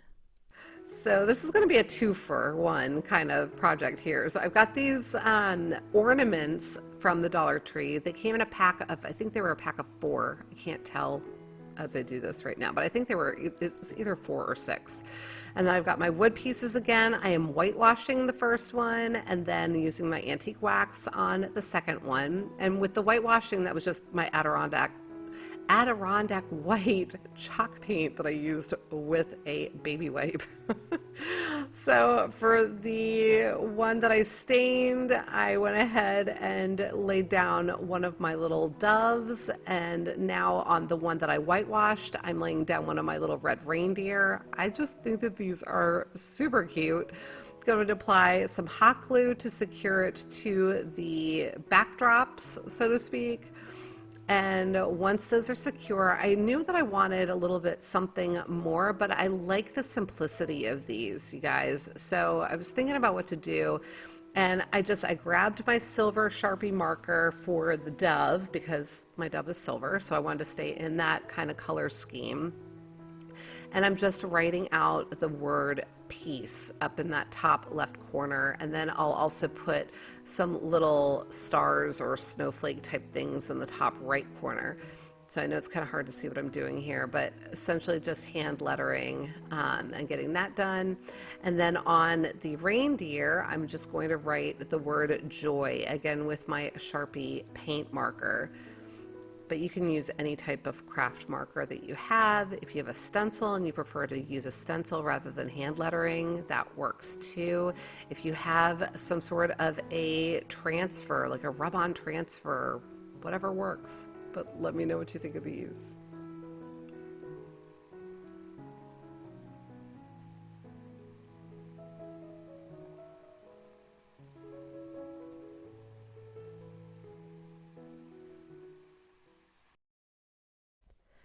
DIY number 18. All right, this is a frame that my subscriber Rose had sent me. I had no idea what it was at first, and then she shared that she likes to put fabric around it to make Christmas trees. I was like, oh, you know what? I'm going to treat it like a wreath form, and I'm going to make a Christmas tree out of it. So these are from the Dollar Tree. They are basically like, I don't know, they're wired little green, evergreen stuff. I'm sure you guys have seen these before, but I'm using them as pipe cleaners or as chenille stems, right? And I'm going to be putting one at each intersection of this, what I'm going to call a wreath form, okay? And then you can see on my right there, I have some deco mesh from the Dollar Tree. And then on the left, you see I've got some ribbon from Kirkland's. So these are the items that I'm going to be using to decorate and create this little Christmas tree. So once I have all of those, I'm going to call them green stems affixed, I am now ready to go with the deco mesh. So I'm going to use both of these colors together at once. I'm going to grab them and I'm going to inspect the ends of them and just trim up the ends and make sure that they are nice and even and ready to go. So you can see me kind of cutting that off because sometimes they're a little bit messy when they come out of the package. So I just want to make sure that I started clean with them. I'm gathering them up in my hand, and you're going to see here in a second, popping them into the top, and I'm just going to twist and twist. See there? So it's holding on to my deco mesh. And I'm going to make kind of a little bit of a bubbly, oh, goodness, I'm tongue-tied, bubble, and bring it down into the next greenery stem thing. I'm having a really hard time coming up with words for these things tonight, you guys, as I record this, so bear with me. But I'm just going to work my way from the top of the tree all the way down around the tree from top to bottom. So I'm just hitting each of the stems, greenery stems, as I go, popping it in there, twisting it a couple of good times, right? So it's going to be nice and secure, and then just continuing all the way down around to the base of the tree.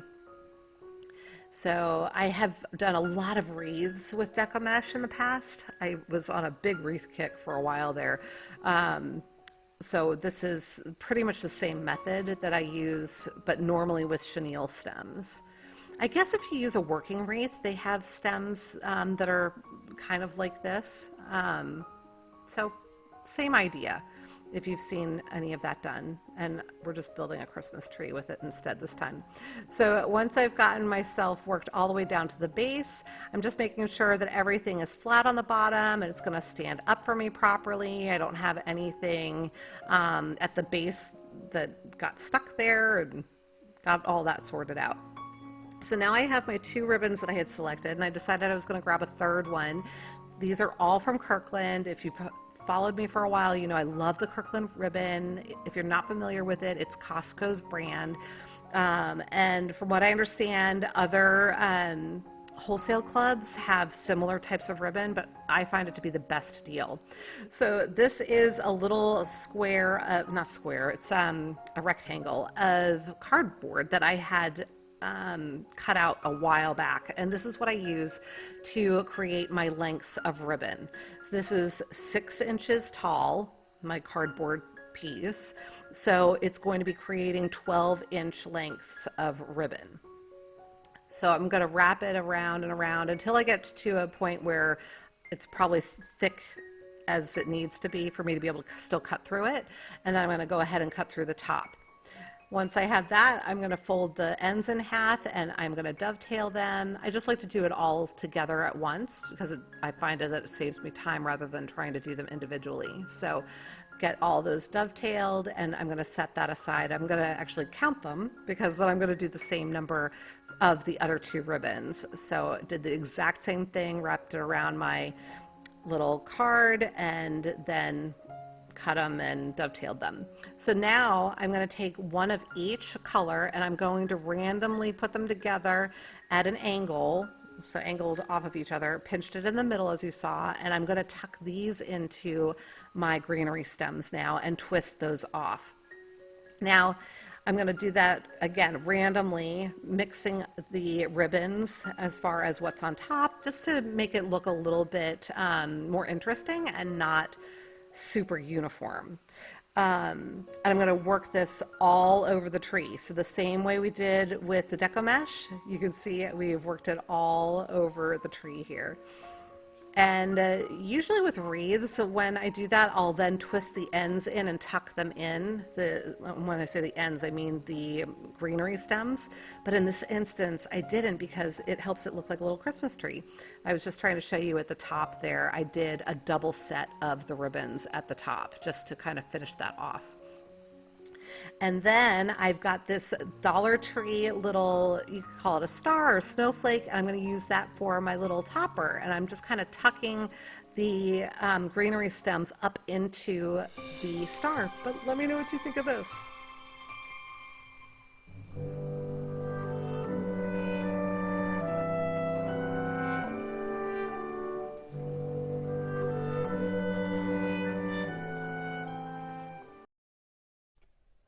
DIY number 19.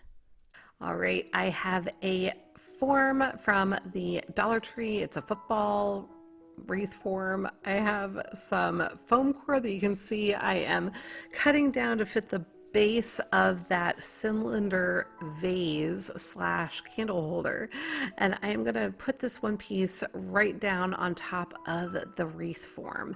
I'm not using this as a wreath, so you'll see in just a second what I'm doing here, but I'm just going to kind of create a flat surface there as best as I can. I'm just trying to make sure that it's going to end up being level in the end, so just adjusting as needed.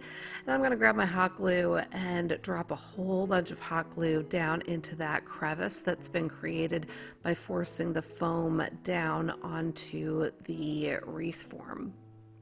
So once that's cool, I'm going to go ahead and flip it over, and I've cut the rest of my floral foam down into little pieces here, and I'm going to place them around the football form in strategic places so that I have a fair amount of coverage. And then I'll flip it back over again, and I'm going to secure it with hot glue just like I did that very first one. So now I've got a whole bunch of picks from my stash. Most of these are from Dollar Tree, but not all. And I'm securing, I'm sorry, I'm a little out of frame. I'm adding a whole bunch of hot glue to the bottom of my glass vase, and I'm going to secure that down to the floral foam. I put the glue on the vase in hopes that it would be less likely to melt my foam. So now I am coming in with some picks that I have cut down. These are like icy twigs from the Dollar Tree. I was starting to say before, most of my picks are from the Dollar Tree, but I do have some that are thrown in from Hobby Lobby that I've had in my stash for quite some time. But true to form, I am cutting everything down and just kind of sticking it in as needed. I'm starting at the base of the form and working my way up. And now I was just showing you that I've got these, they are evergreen ties. There's another word for them that is escaping me at the moment, but they're from the Dollar Tree as well. Garland ties, that's what I was looking for. And I am placing these strategically around the form as well. And I'm going to come in now with some Deco Mesh from the Dollar Tree, and I'm going to make little bubbles with it. And they're going to be, you know, I don't really measure things, you guys. I do everything by sight, but if I had to guess, I would say these are probably 8-inch lengths. So I'm just creating little bubbles and cutting it off, and then I'm tucking that end down into the little garland ties and twisting that off to make sure that they are nice and secure. And that's all I'm doing with those. And I'm going to create one of those little bubbles at every place I have a garland tie. Now I'm going to come in with more picks. I've got a whole bunch of poinsettia picks that I'm going to use. And then I've got some other flowers. I have pine cones. I have little beads, all kinds of different things that you're going to be seeing me use as we work our way through here. And I am just going to make sure that I am kind of spreading them out and around on the form so that everything is a little bit balanced. Now I've got these champagne flowers that I'm coming in with. They are also, I don't know what kind of flower they are. They look like little mini poinsettias to me, but and then coming in with, these are from the Dollar Tree as well. These are like, I don't know, they're like gold glittery twig things. I don't really know what they're supposed to emulate, but they're pretty and they're blingy. So this is going to have a little bit of bling in it. Not a whole lot, but some glitter here and there. And then some gold with these gold berries. These berries in particular are from the Hobby Lobby, I could tell you that. I'm looking here. I think it's those berries might be the only thing that ended up in this particular arrangement, so to speak, that were from the Hobby Lobby. I think everything else that you see here was from the Dollar Tree. There might have been a couple of pine cones that I'd gotten in a grab bag or grab box from Michael's. But I'm not even confident about that. I think most everything is pretty much from the Dollar Tree. I do have some white flowers that I'm trimming down now just to help make this lush and full, because I was starting to run out of my poinsettia picks. I'm going to have to replenish my stash on those. But you know what? You can use whatever types of flowers or greenery you want for this type of a project. Hopefully you've seen by now that this is going to be a centerpiece with a candle in the middle. Once I had it all set and ready to go, I grabbed some sand. This is just a natural sand color from the Dollar Tree. I was wishing that I'd used white sand. If I had to do it over again, I would use white, but you know, this worked out just fine. I dropped in a gold candle and this was done.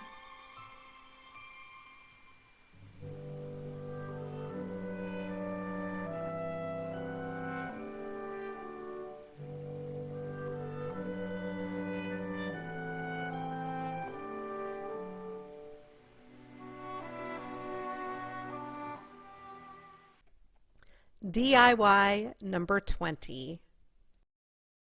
All right, this is going to be a quick and easy ornament.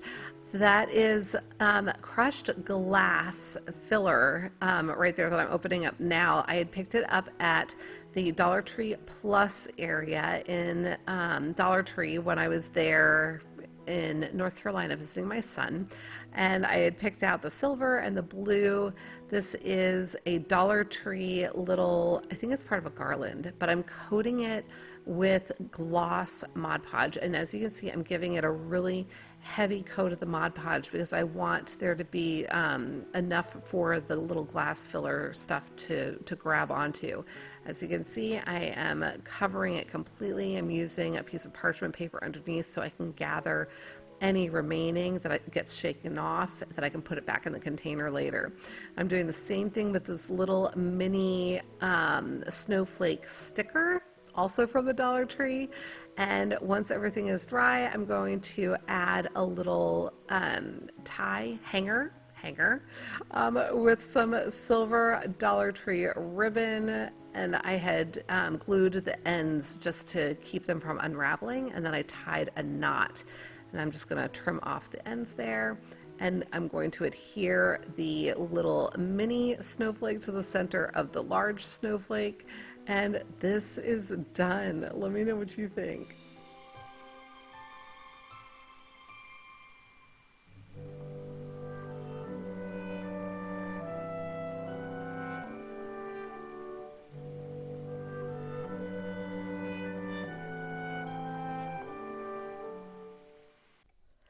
DIY number 21.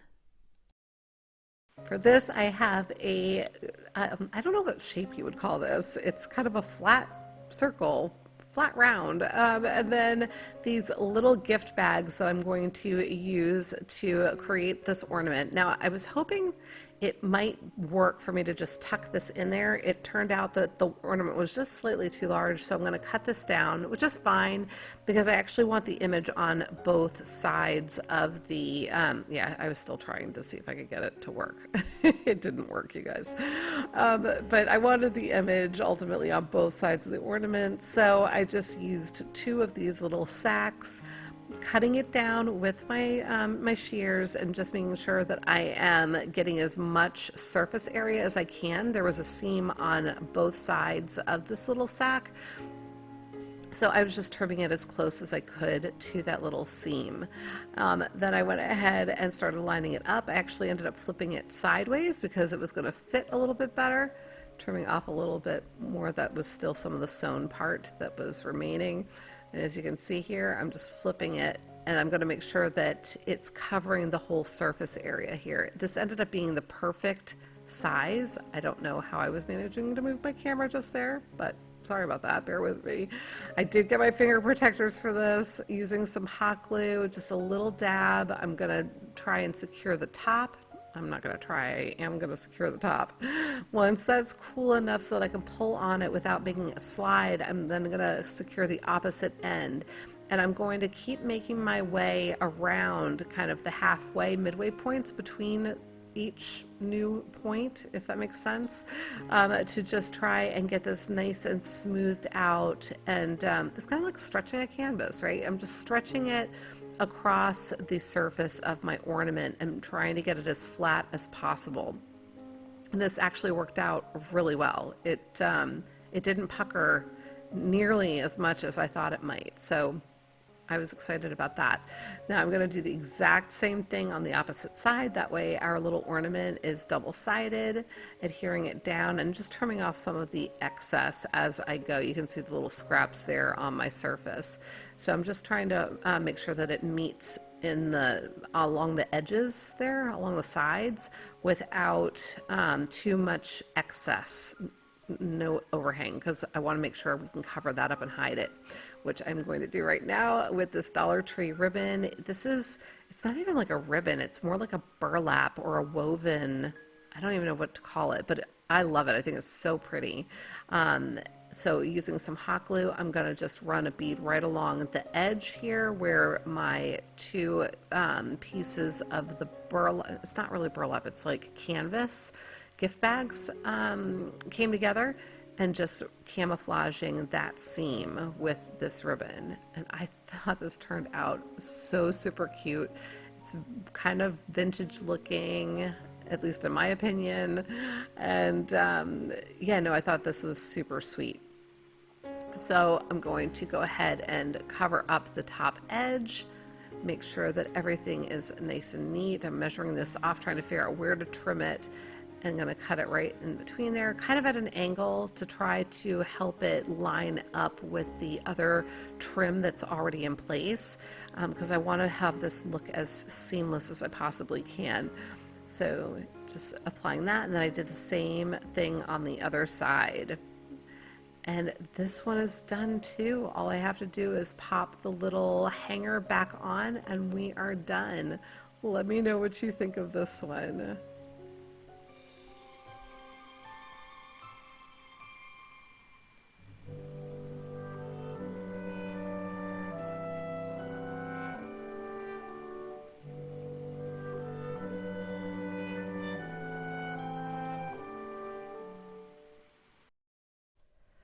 DIY number 22. All right, I have a canvas and a metal joy sign and a piece of scrap book paper that I have left over, and then that mesh that's a hardware mesh, or I don't know, I call it rabbit cage caging stuff. I don't know.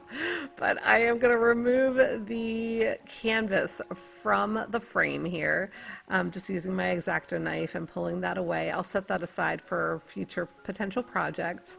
And I'm looking at it, and I'm trying to figure out how I want to put this together. I had an idea, and then I realized I was going to need to kind of pivot a little bit with the execution. So I grabbed another frame, and I'm going to do the same thing. I'm just going to pull that canvas off and get that ready to go. So now you can see I've got two frames that I can put together, and they are going to be completely clean on both sides. So now I'm going to take my, whatever you want to call this stuff, I know that there's another term for it. It's like hardware, I want to say blanket, and I don't know that that's right. But anyway, using my Tim Stips, and I'm going to cut off all those little pokey edges, and then I'm also going to cut it down to the width that I need. This is a scrap from another project I had done 2 weeks ago, I think. And I'm trying to remember what I did with that. Isn't that awful? I just did it 2 weeks ago. Oh, I made a gift box, like a gift out of it, and put lights in it and a bow on top. It was super cute, but this was a scrap.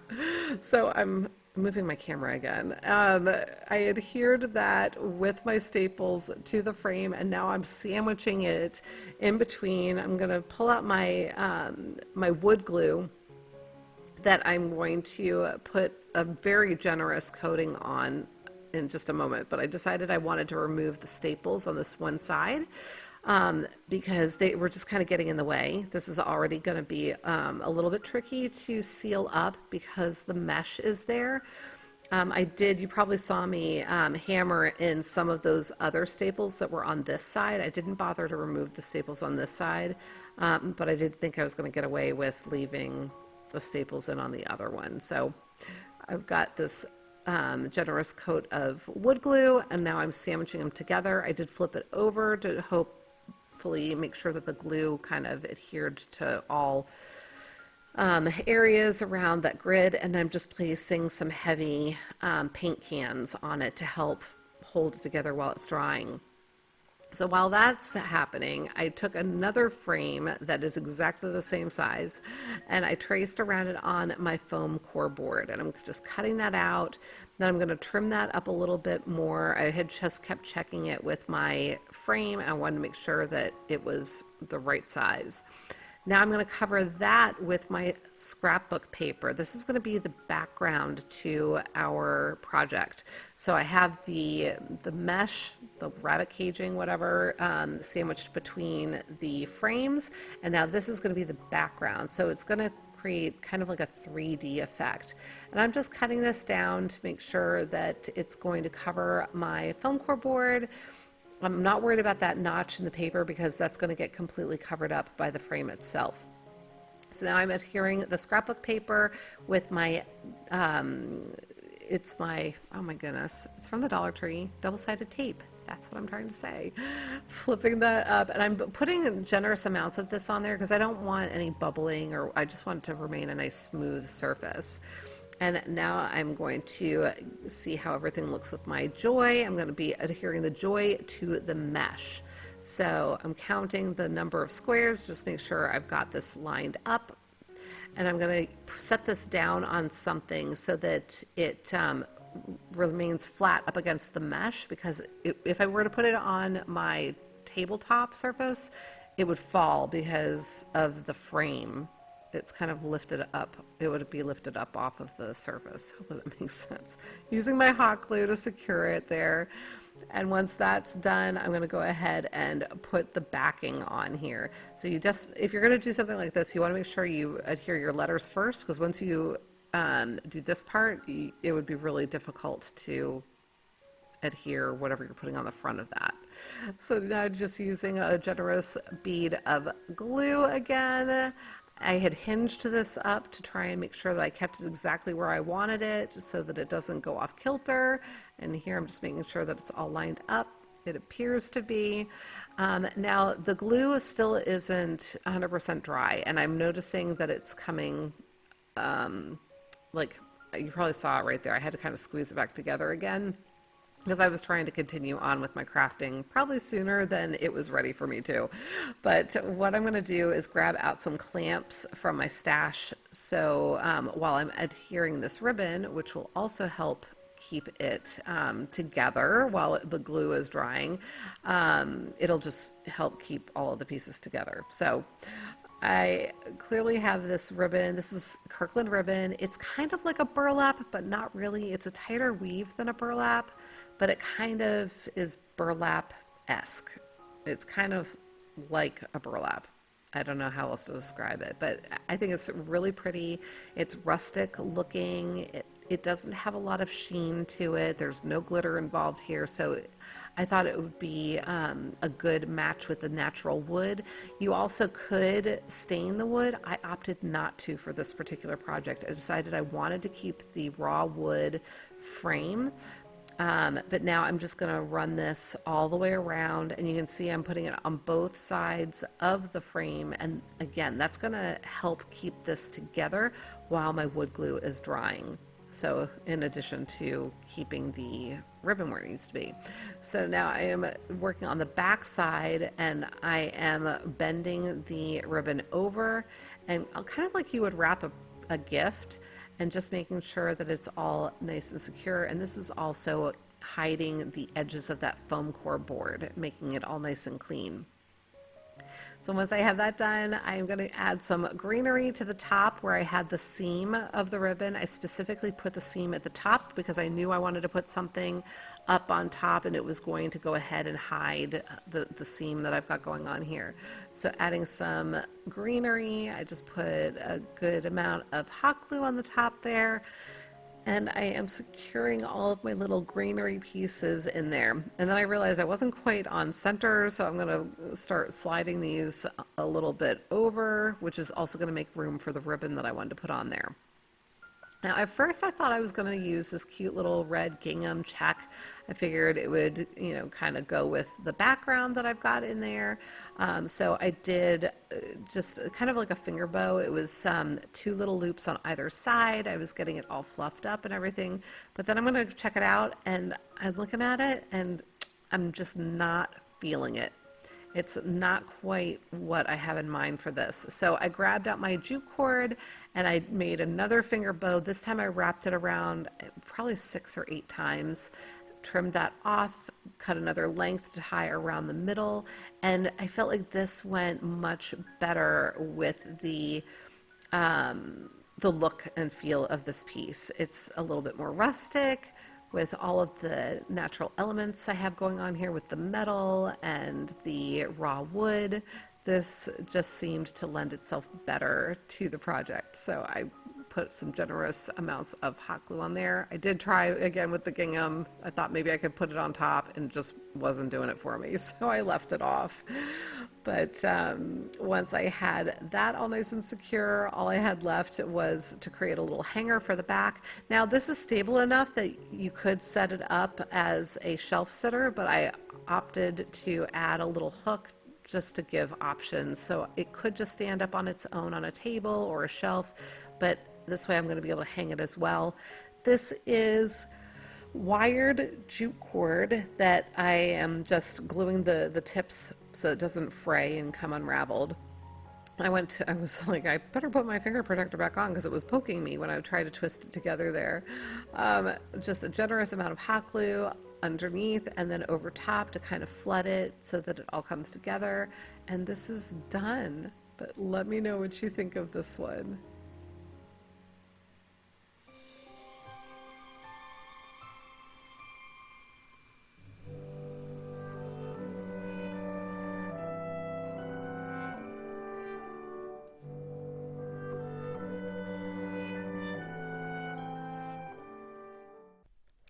DIY number 23.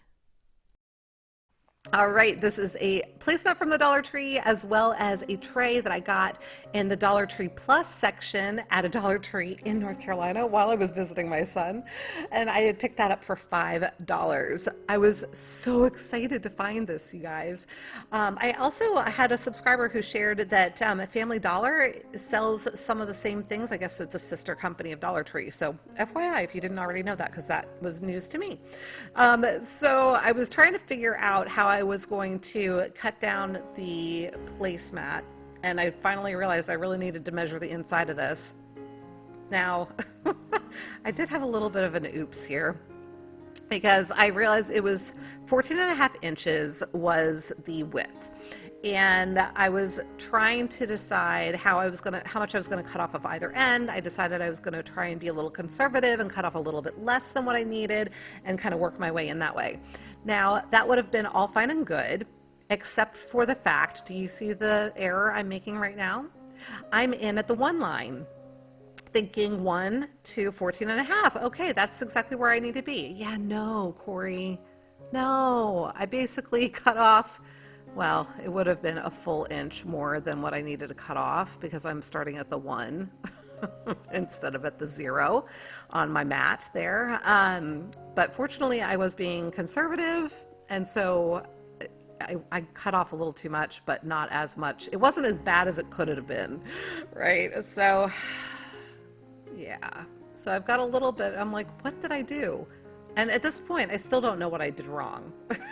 So I'm like, But then I'm trying to figure out, okay, well, how much? I'm like, okay, I better measure this again. Maybe I measured it wrong the last time. And right here, I realize, here I'm like looking at it. I'm like measuring it on my mat, and here I'm at the 1 again. I'm like, oh, I need to be at the 0. So this one, I was conservative again at first, and I ultimately was able to cut up. For this one, I also did cut off more than I needed to, but this time I did it on purpose because I wanted to make sure that everything looked even top and bottom, and I didn't want it to look funny with like a little teeny bit of the extra buffalo check. I don't know if I'm making any sense whatsoever, but I figured I would create the same amount of border approximately as there was on the sides. So at any rate, I went ahead and I painted painted the tray white with my Adirondack white chalk paint. And once it was dry, I'm going to be able to pop this in here. Now, I was thinking about double-sided tape, and then I completely forgot that that was my idea. So I'm using a little tiny bit of hot glue, and I intentionally did not use a lot of it. I used one little dot in every corner because my thought is you could pop these out and interchange them with different placemats for different seasons, or with different types of messaging on them, or whatever makes you happy, right? And I love that it's a placemat because if you spill something on it, you can just wipe it right up. But let me know what you think of this one.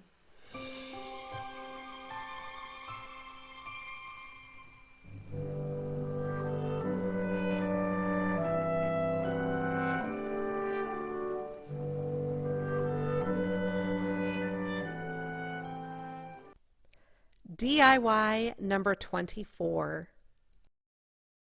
All right, this is a little ornament that my sister had picked up for me from Michael's a couple of years ago. It was $1.99, sorry, and it was 20% off, so what a deal, right?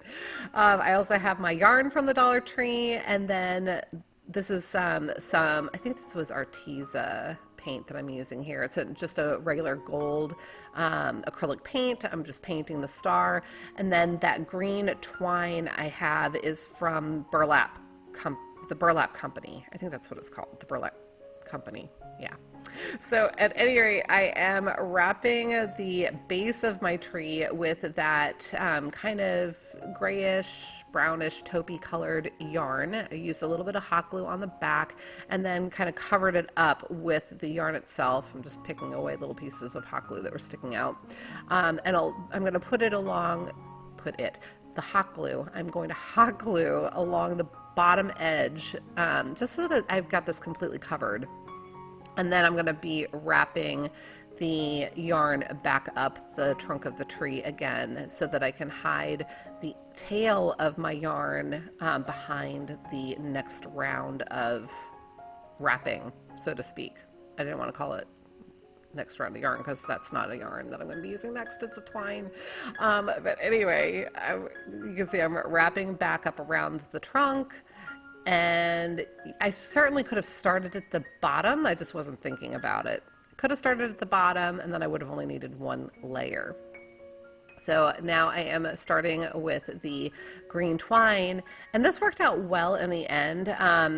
But I realized after I'd gotten this all set, so I'm using hot glue along the base of this, and then I was just going to wrap and wrap and wrap all the way up the tree, right? Well, it didn't occur to me until I started doing it that it's angled smaller, clearly, as you go up, right? And so my twine started sliding on me. So you want to start at the narrow end when you're wrapping, whenever possible. I mean, if you're using a round surface, then it doesn't really matter because you're going to end up having to deal with the slope on the downside. But if you have the ability to start at the narrow part and then move towards the wide part, it's just going to help you. It's going to be a lot easier. But having anchored this piece at the beginning actually worked in my favor. So I went ahead and I just finished off that first round. And I say it worked in my favor because it gave me a stopping point and my yarn wasn't going to slide down over it. Not yarn, twine. Hopefully I'm making some sense here. But I'm going to go ahead and start now at the top, I glued it to the back, and now I'm going to kind of wrap around it, and I'm hiding that tail underneath my wrapping and just making sure that it's pushed all the way up underneath the star there so that there isn't a visible piece of naked wood, so to speak. I'm just going to wrap and wrap and wrap all the way down this tree. Now, as I got to these corner pieces, obviously it cuts back in again, right? So I am going to anchor my twine at those corners on front and back because I don't want it sliding down on me at all. So I'm going to anchor those with my hot glue, and then I'll be able to just continue wrapping down the length of the tree. So at each of those little corners, so to speak, I'm going to do the same thing. But other than that, as I'm wrapping, I didn't need any additional hot glue. So just at the places where it was going to drop again, where there was a risk of it sliding. So once I got it all wrapped down to the end, I'm going to put a little bit of hot glue underneath. This is at the bottom, or excuse me, on the back. But it actually worked out so that I wasn't able to even see it. So once I glued that down, I had left a little bit of a tail that I then kind of tucked under the other rows.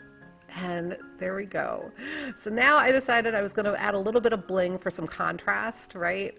And so I put a little blingy star from the Dollar Tree, and it fit on there perfectly. It was the exact same size, and this is done.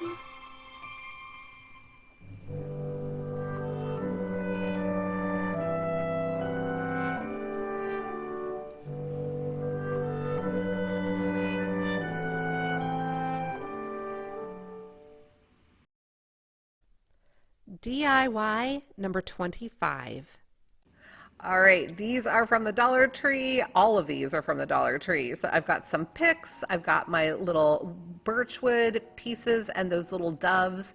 I'm going to grab out just one of those little birch pieces, and then I'm going to, true to form, if you guys follow me, you know I love cutting apart all these picks. So I'm going to cut this kind of gold blingy, I don't know what you would even call this, twigs?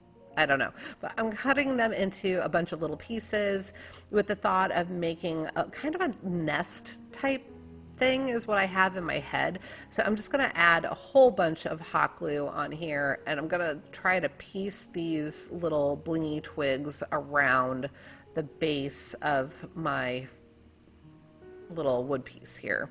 Yeah. So I'm going to stick them all in, making sure that each of the ends is getting caught up in the hot glue. Again, I'm using the hot glue on the low setting, so it's not super hot, and I'm not burning myself. Even though I am touching it here and there, it was at a really comfortable temperature, I found. So I might just be using my hot glue on low for most of my projects going forward. So adding a little bit more hot glue here, because I ran out of time, really, because it started cooling down too quickly for me there. And now I'm adding in some other little berry picks with the leaves on them, and I'm going to clip off some pine cones as well. I was thinking I would leave them on that stem with more leaf, but it ended up being too much, so I just trimmed that down, and I'm sticking the little pine cone in, so bending it the way that I want it to sit. Adding in another one here, you can kind of see it a little bit closer up. And then I decided I thought that one little branch on the left was sticking out too much. So I'm like, I think I want to kind of clip that off. So gonna do that and then tuck it in, excuse me, tuck that in to a little slightly different place, still over on the left side, but I'm like fussing with it. Y'all know that I normally don't like to glue things down until I can see them, but with this piece I was kind of having to glue it down. There was no way for it to just kind of sit there and let me look at it before it would just fall apart. So I'm putting in a third little pine cone here, and I've created my cute little nest for my bird. I did end up taking his little feet off so that he would sit in there, and plus the little feet weren't really very, you know, real looking. I didn't like the way they looked, so I took his little feet off, tucked him in. Now this is a binder clip. My husband happened to have a green one, so I went with that, but you can use black binder clips are fine, or you could paint it. I liked the idea of the green, but I'm gluing that down with it open, right? This is going to help us attach our little piece to the tree. So make sure it's open when you glue it down. But let me know what you think of this.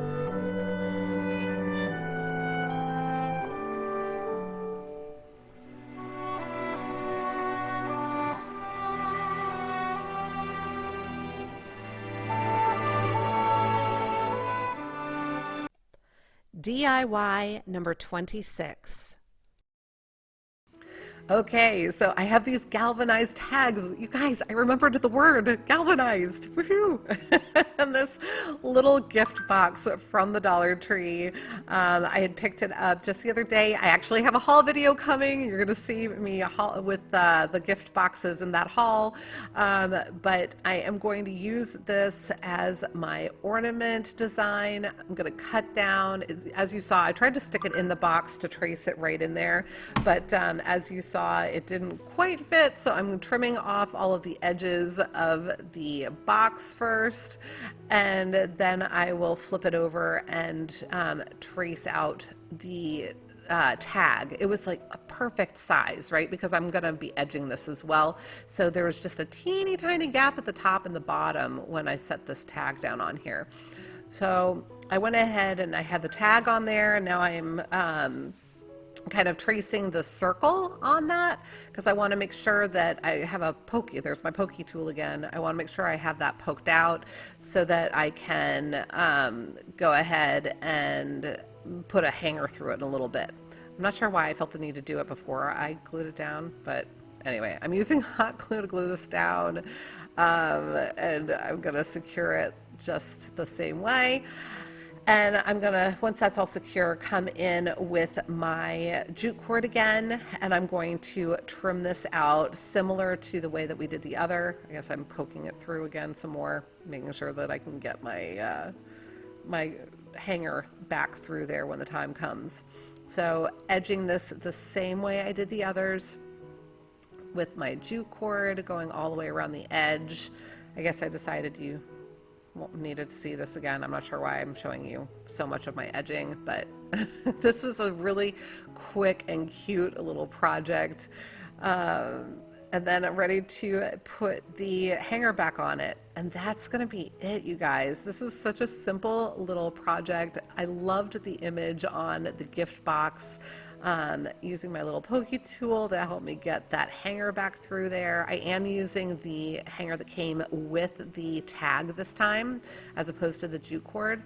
So it was a thinner twine, but still relatively thick. I don't know.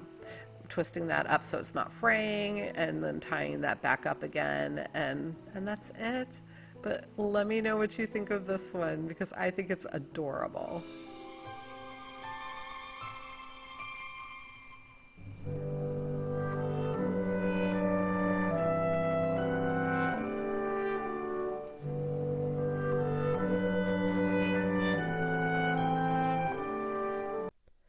DIY number 27. This is going to be a wreath refresh. This little wreath has seen better days. I think my mom had had it for a while, and she had given it back to, or given it to me and said, you know, maybe you can do something with this. So I am taking everything off of it. I think it's been sitting in my back room for a couple of years, but I'm just going to try and see if I can get it fluffed up here. I'm just kind of trying to see what I've got to work with. So I started pulling all of the little stems out, or greenery pieces. I don't know what you would call these. But you can see how it's getting nice and fluffed up again. It had gotten so crushed, but just look at the difference here between these two sides. And I'm going to kind of show you, you know, how it ended up being nice and lush. So once I had it all set, I went to my stash, grabbed a bunch of Dollar Tree picks again. I'm going to cut them all to pieces, and I'm going to do something similar to what you had seen originally, but changing it up a little bit and definitely freshening it up. So tucking these stems in, I left the stems long enough so that I could pull them through and then also wrap them around the frame of the wreath. So I am not using hot glue on this, you guys, which is actually fantastic because if I decide to change it up again next year, I can pull them all right out again and add something else in, and I don't have to worry about it being glued in. So tucking all those stems in and literally just making a hook on the back side of it to wrap it around the frame of the wreath. And between the frame and then the greenery on the front side of it, it makes it tight enough that the stuff, it's not going to go anywhere. So it was great. And now I'm just dropping in some white, I'm going to call these white poinsettias. I don't know if that's what these actually are, but did that. And now I'm using some of these little silver berry bauble pick things, and I'm gonna do the same exact thing with these and just bending them to where I want them. Now this bow is something I created during my Costco ribbon video where I was showing you all the new ribbons, and I did like a little bow tutorial at the end. And I love this ribbon. This is also a Kirkland ribbon, but it's like a 1.5 inch ribbon instead of the 2, or I forget what the exact sizes are, but it's a narrower ribbon. I'm just trying to decide where I want to place my bow. So I decided I wanted to do it up at the top. I wanted to do it up at the top. I was trying to decide where the top was. So I figured that had a little bit more of a gap than the other areas. So I pulled some of those little pieces out, and that's where I'm putting my ribbon or my bow. So before I do that though, I'm taking more of the same ribbon and I'm going to wrap this around the wreath. So right now I'm just kind of placing it around, trying to figure out how much of the ribbon I need, because I want to be able to cut it off just to make it a little easier to work with. These are really big rolls. They're 50-yard rolls, so it was going to be a little cumbersome trying to loop it through the middle of the wreath if I left it on the spool. So I cut that down, added a couple of more flowers, you saw me doing that, and then I went ahead and I started wrapping the ribbon around the wreath. And I probably could have cut it a little bit longer than I actually did, but it all worked out fine in the end. So once I had that done, I am ready to attach my bow. I do have a chenille stem in the middle of the bow that I had used to create this one. So I'm just wrapping that and tying that around one of the little greenery stems. Now, if the bow were larger and heavier, I would have wanted a longer stem and I would have put it all the way through and attached it that way. But this one is super light, so it's good to go. But let me know what you think of this one.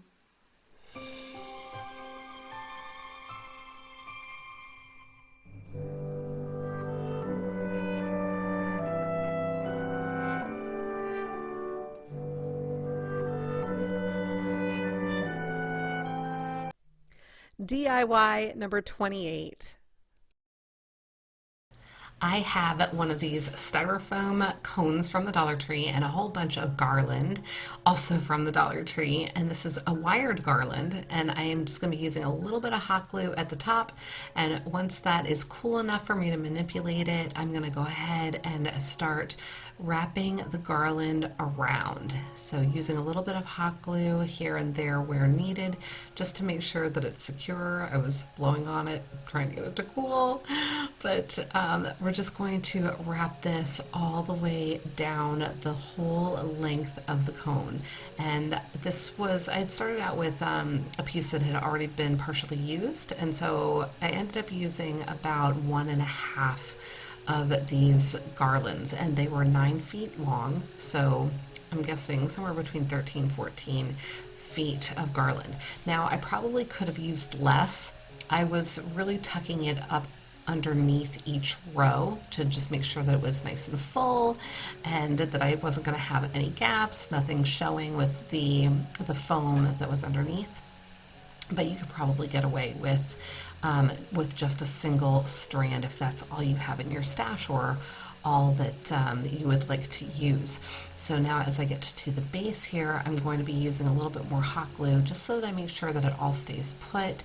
So not just at the end there, but then also in a couple of places around the base, just so that it doesn't slip off and everything is nice and secure. And so once I have that all set, I've got my little tree. I am going to just make sure everything is, you know, kind of evenly distributed. I'm gonna floof it up a little bit. Now I'm grabbing out of my stash one of these these are ornaments, right? I just took the little top off of it. It's a little red star, and then this is a piece of birch wood, also from the Dollar Tree, from a pack that I've had in my stash for some time. Just going to glue that to the bottom, and we have our little Christmas tree. And now I am taking it from my stash. This is a skewer that I've been using for other things, usually to just let paint dry on like beads and things, so it's not real pretty, but it's still functioning. So I just cut off a little piece at an angle and inserted that into my star and then down into my tree so that we had it all set. So now if you don't have a foam or a styrofoam cone, or if you can't find one at your Dollar Tree, you can certainly make your own cone with cardstock. So I'm just going to show you, we're going to make exactly the same tree, but using cardstock instead of the styrofoam cone. So you're just going to take that cardstock, and as I showed you here, make a cone shape. I'm going to trim off the bottom of it and just start trying to get it so it's even. I ultimately did bring out my little ruler and I measured off, I think like 7.5 inches. It doesn't matter whatever length you want to measure it down to, but I just, or maybe it was 7 even. But I just measured a little bit of a notch all the way around my cone so that I would have, an even bottom, an even base. So once I had that done, I grabbed this is just a scrap piece of foam core board. You could use another piece of cardstock. I just wanted it to be a little bit sturdier. So I cut it out with my X-Acto knife, and now I'm going to glue my little cone onto the base that I've created here. Just putting a little bit of hot glue all the way around the edge, and I'll set that down. Once I have that secured, I'm just using one of my finger protectors to make sure that it's getting where I want it. But once I have that secured, I'm going to go ahead and I'm going to trim off some of the extra cardstock with my shears, and then I'm just going to seal it up with some extra hot glue just to make sure that it's not going to fall apart on me. And I did that all the way around that edge. And now, same process. I've stuck a little bit of glue inside that little hole at the top, and I tucked my garland in there, and now I'm just going to go ahead and wrap it all the way around. And I have to say, I think I actually liked the shape of this tree better than the one where I used the styrofoam cone. So for what it's worth, this is not a bad method. It actually might be a better method for this particular project. And then, so if I have to use another one, which I did for this, because this is a little bit wider than the styrofoam cone was, and you know what, I thought it was going to be shorter. It ended up being exactly the same height. So kind of funny. I was actually looking forward to having them at a couple of different heights, like a shorter tree and a taller tree, but that's all right. I just propped it up on something else. So same exact process. I put a little piece of birch wood on the base to use for the trunk, and I'm applying another little star to the top. And here you have it, our 2 little Christmas trees. Let me know what you think.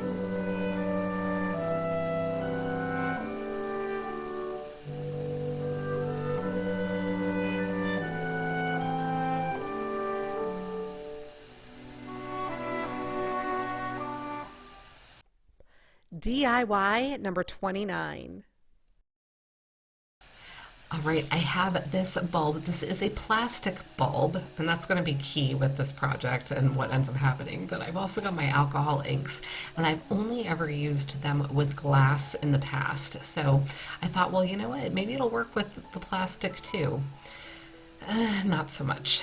At first, it all started out great. I've got my red and my green, and I was, coloring the ball. It looked really cool. I set it aside to dry there on the right, and then I grabbed this piece that I'd gotten in a Michael's Grab box. It was damaged, so I was going to pull it apart and see what pieces I might be able to use for the top to decorate my little ornament here. So I'm pulling apart different pieces. I finally settled on some greenery, but as I'm doing this, I'm noticing that all of my ink is starting to kind of just drop down into the base of the bulb. So I'm thinking about it, but while I think about it, I grabbed out some of my Kirkland ribbon and I am going to make some loop bows. And I'm going to want two bows because I'm going to put these both at the top of my ornament. So I just cut out the different pieces that I needed, the two loops, and then I'm going to cut out two other pieces to create the tie around the center, which is also going to be the tails.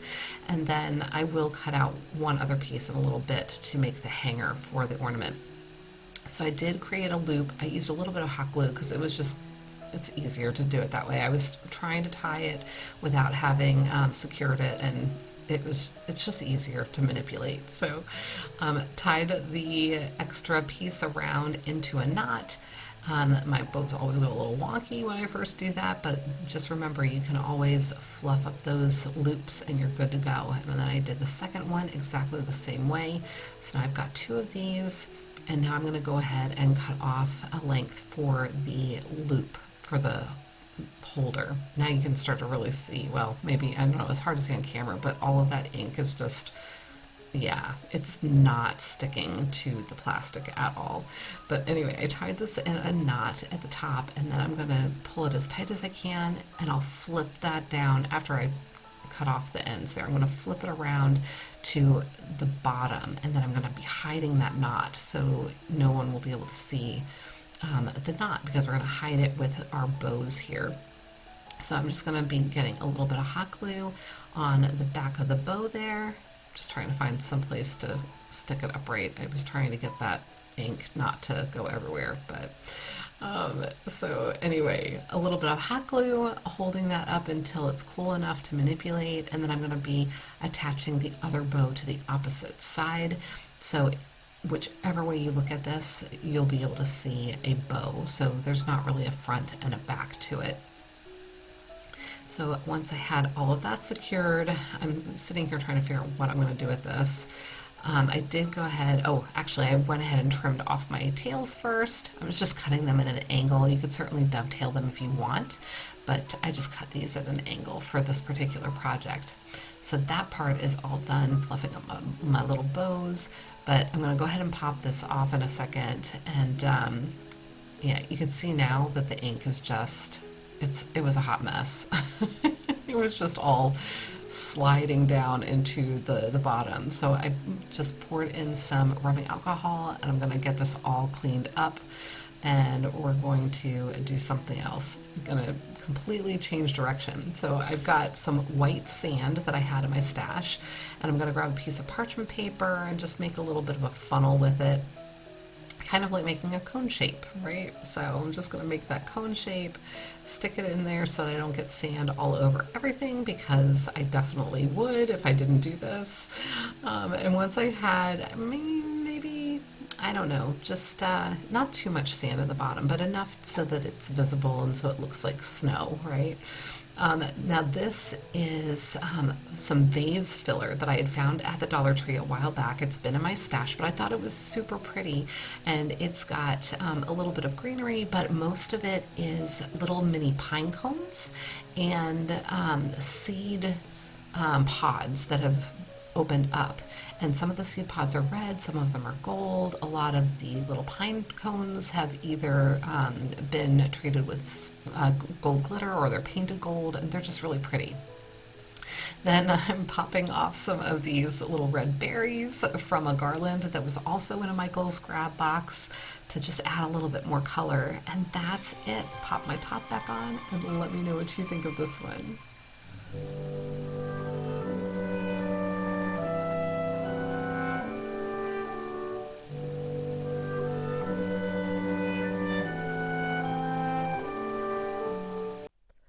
DIY number 30. I have a little styrofoam ball this time. We're going to make another ornament, and I was trying to decide how I wanted to do it, or what I wanted to use. I knew what I wanted conceptually to do. I'm going to be applying these to the whole outside. I was just trying to figure out what pieces I wanted to use. I did settle on using just the same vase filler that we were using before, but I determined I really needed to be using hot glue, and I didn't want there to be the white ball visible in any gaps. So I grabbed my jute cord, as you can see, and I'm going to apply that. I'm not sure why I left that one little piece of the it's like a seed pod. I don't know why I left it in there. I don't know, but it's my anchor piece. We'll call it that. Excuse me, and that served as the bottom of my piece. So I am just going to wrap this around and around using hot glue to secure it. I don't know if you saw, but I had put like a little band of hot glue down a couple of the sides so that it would have something to grab onto, and I wouldn't have to just keep grabbing my glue gun. Here I go again. I did a little band down the side. I'll do a band down this side as well. And that's just going to allow me to keep going and working with it as long as I work quickly, right, before that hot glue dries. So I worked my way all the way down and then left a tail, which I'm going to tuck back into the center of where we ended, right, with all of our wrapping. The hot glue was still hot there, so I was able to tuck it down in, and that's going to serve as my hook, right? It's not really a hook, but you know what I mean. So now I am just going to work my way around with hot glue and applying these little mini pine cones and the seed pods all over the ornament. And I just thought that this was so sweet. It's got so much texture and interest, and I've got some of the red pods in there for color. I don't know, I just thought that this was really, really sweet, and it's such an easy craft to make. It does take a little bit of time, I'm not gonna lie, so you'd want to make sure you have a little bit of time to work on this, because it's placing these individually all over the little ball. And while it's not a huge ball, it still did take me a little bit of time to get it done. But I thought that this turned out so super cute, and I hope that you're enjoying it as well. I'd love for you to leave me a comment, let me know which project is your favorite as we work through the video. All right, and there she is. Love this one, but let me know what you think.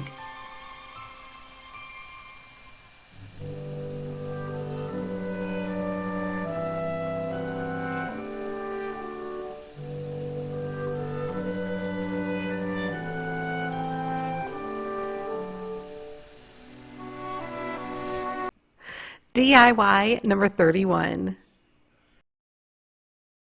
All right, so I have a placemat here. I had it visible in one of my earlier projects, and I decided that I did want to go ahead and make an additional tree with this one. I've been seeing online a bunch of, and like in catalogs, a bunch of Christmas trees that are like a pattern of blue, and I had this placemat from the Dollar Tree in my stash, and I thought, you know what, I'm gonna make one out of this.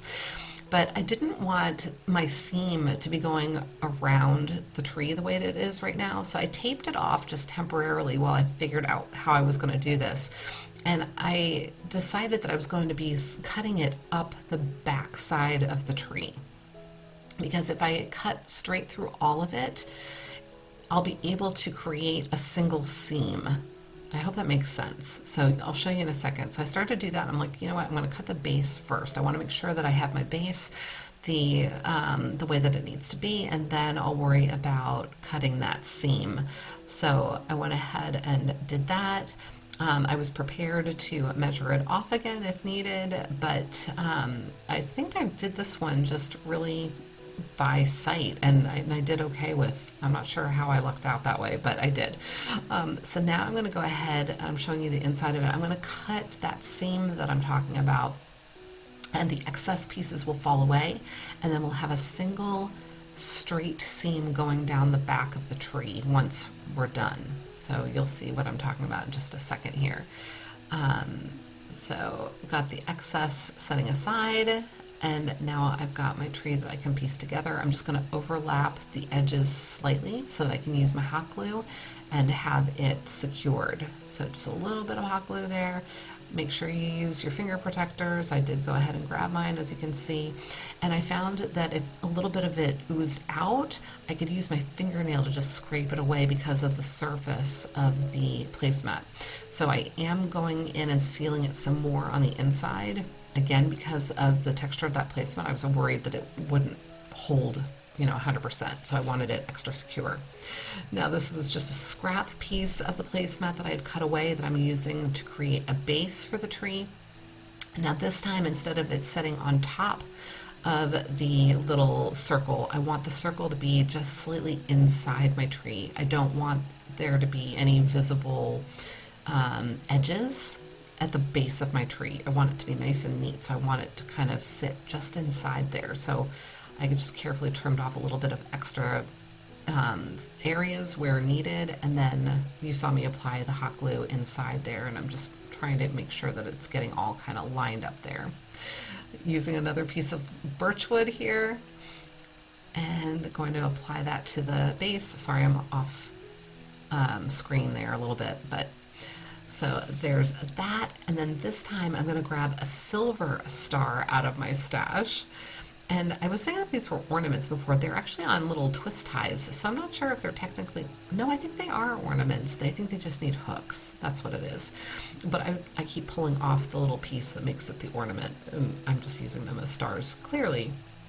So I grabbed a little teeny tiny bit of garland that had fallen off my garlands from before, and I'm tucking that down in there because I needed something that was going to camouflage the hole and also help to hold my star, because that hole was a little bit bigger than it needed to be. So put my star in there, just going to use a little bit of hot glue to secure it, and now this one is done too. Let me know what you think.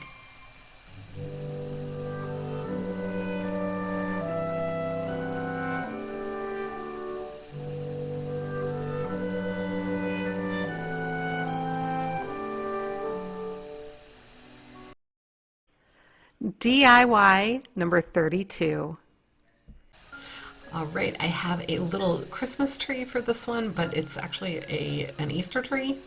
But I thought, you know what, I like the colors for it, but I seemed to be missing a little foot. And I'm looking in the box and it's not there. I've got two. I'm like, okay, well maybe it'll work with the two. So try, oh, and there it was. It was like in the tree. Leave it to me to not notice that. So at any rate, I was able to get it secured, and then I started pulling all of the branches out and just got it fluffed up. These little trees always remind me of Charlie Brown.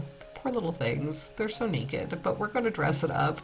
I pulled out a bunch of ribbon from my stash, and I was just trying to decide on which two I wanted to use for this. Ultimately, I did settle on, you can't really see it there, but there's a gingham or a buffalo check that's red, white, and black, and then the green that you can see there that also has the gold trim. So here we go with the buffalo check first. And I'm sorry that I'm a little out of screen here. This was a hard one to try to show what I was doing with the way that my camera is set up. So I apologize. I'm going to do my best to explain. But I am dressing this the same way I would a large Christmas tree. I'm starting at the top and just kind of weaving the ribbon between the branches, and then cutting it off down at the base once I know that I have a length that's sufficient for dressing up the tree. So you can kind of see it there. And I'm going to do that a couple of more times around the tree, so that there are going to be 3 ribbons of this style, and then I'm also going to switch over and use the green. So once I have the, and I'm going to alternate it. So once I have the buffalo check all situated like I do, I'm going back in with the green and I'm doing the same thing. And now once I have all of the ribbon on my tree, I'm going to create a bow for the top, and I was just wrapping the ribbon together in loops, and I did it, I think I have 6 loops on either side here, and then I also took a length to tie around the middle. As you can see, I did it the contrasting ribbon so that we could have a little bit more interest, but then I'm just going to pull this ribbon apart. Now you don't necessarily need to use ribbon to tie it in the middle like I did. You could also notch it and use a pipe cleaner, and that would actually make the ribbon a little bit easier to manipulate and to get it like a nice round full bow at the top. I had done this in a way that was kind of thick, so I was hesitant to try to cut through it. I didn't think I was going to be able to manage with my scissors, so I chose to do it this way. Now I'm just using the ends, and I'm going to tie it to the top of the tree. I just gave you a quick glimpse of what was looking like. And now I am grabbing some greenery and some poinsettias. These are from the Dollar Tree, and I am going to add them onto my tree here. I thought at first I was just going to pop it off and use hot glue, and then I decided, you know what, I'm going to try and use the wire in the picks and do it that way. And that was ultimately what I did. So I stuck that little flower back on and I started cutting them off. So I'm literally using the wire in the flowers and wrapping it around the wire branch. And at some points I'm also using the branch to kind of twist around it too, just to make sure that it's nice and secure. Now, if you prefer to use hot glue, you certainly can use hot glue. It might honestly be easier. I was just thinking, in case I decided I wanted to take it apart later and do something else with it, as soon as you use the hot glue, it's done. It's not gonna, well, you could always, you know, perhaps use a heat gun to melt the glue and pull it off. It's just going to be a mess. So that was my thought process there. But I am, after all, using on these little greenery pieces some hot glue. So I don't know. You could do it however it's going to be easiest for you. But I was checking it out here. I went through and added some more just until it made my eyes happy. And once the tree looked nice and full, we were all done and ready for our little countertop.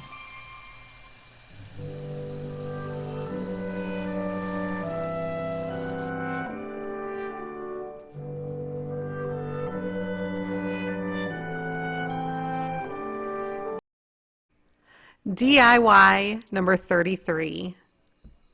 All right, I have some Dollar Tree canvases, 3 of them to be exact, and some more decals. This is also from my subscriber Rose, so thank you, Rose. And I'm going to go ahead and prep my frames. Now, the window, the clings here, the decals here, these are actually window clings, so they're static as opposed to sticky. So we'll make it work though. But I'm going to go ahead and prep my frames. I'm cutting off the canvases because I'm going to be reversing them. I'm using a screwdriver to lift off all these little staples. It does take a little bit of effort. If you decide to leave the staples, you certainly can. They're going to be hidden. I just prefer to take them up because I'm going to be adhering my canvases again with new staples. I've seen other people use hot glue, so I don't know. I haven't found hot glue to work super great with wood from a long-term standpoint, but you know, if that's something that works for you, you know, you can do whatever is going to be easiest for you. I just like to remove the staples so that they're not in the way. I don't end up hitting them with my staple gun. You certainly could just leave them and just be conscious of where they are so that the new staples don't get mangled in the process. But however you choose to do that is perfectly fine. So now I've got my antique wax out again. I'm going to give the frames all a good coat of the wax, making sure that I'm getting all of the interiors and the sides, obviously. I am not coating the backs because, again, those are going to be hidden. So now while that's drying, I'm going to take my canvases and I'm just trimming off from the folded edge out. Hopefully I'm making sense. But you can go ahead and trace your frames if you want to have a more visible line. Depending on your lighting, the folds on these are easier or harder to see. My eyes are getting a little bit older, so I was having to just be careful that I was following the folded edge, but whatever is going to make things easiest for you is perfectly fine. I am now flipping all of those over. The canvases are upside down as well, so the white side is facing down right now. I've got my staple gun all set with my 1/4 inch staples, and I'm going to start stretching the canvases out onto the frames again. So going to get the corners first. I'm going to pull that down and stretch it. I probably should have done the opposite corner first, but I don't know, maybe not. It worked out just fine the way that I was doing it. So just pulling it taut and just stretching the canvas as much as I can, and then just interspersing the staples so that it was nice and secure. And I did this on all 3 of the canvases, just making sure that I was pulling them as taut as possible before I set down the staples. So once I had those all done, I was ready for my little window clings. This is such a versatile project, you guys. Now, I thought at first I was going to be able to use that big decal. I was really excited because I think it's so cute, and it was just a little bit too wide, like by an inch. And I decided that I wasn't going to use it. I'll save it for another project. And then I just used the smaller little truck. So, you know, plan B, and it worked out just as cute. So I was very, very pleased with the outcome. Now, because these are not sticky, they are the static cling kind, it is giving me an opportunity to kind of place things around and not have to commit. If you guys have followed me for any length of time, you know I don't like to commit until I see everything the way that I want it. So this actually worked out quite well for me because I didn't have to worry about where I was placing things or if they were going to get stuck before I was ready for them to be stuck. So I went ahead and continued to place things around. I pulled out all of those little snowflakes that are on the sheet there and placed those around until I had everything the way that I wanted it. And you know, this is where you can get creative and use as little or as much as you want. And I just think that these are so sweet. So once I had it the way that I wanted it, I went ahead and grabbed out my Mod Podge again, and I'm going to pull up everything here. I was debating at first whether I was going to try and do a piece at a time, but eventually I decided I was just going to give the whole surface one coat of Mod Podge. And once that was coated with a nice even coat, I went ahead and adhered all of my little clings, put them right back where I had them. And then I'm going to go over it again with another coat of Mod Podge, which is going to seal it all in, keep it from lifting, keep it from moving, and also just making sure that everything, again, has a consistent sheen for the whole, it's not a painting, quite obviously, but for the entire piece. Everything is going to have a consistent look, and I'm not going to have shine and then flat areas. And that's what I did for all 3 pieces. And I think this is a great little set, but let me know what you think of these.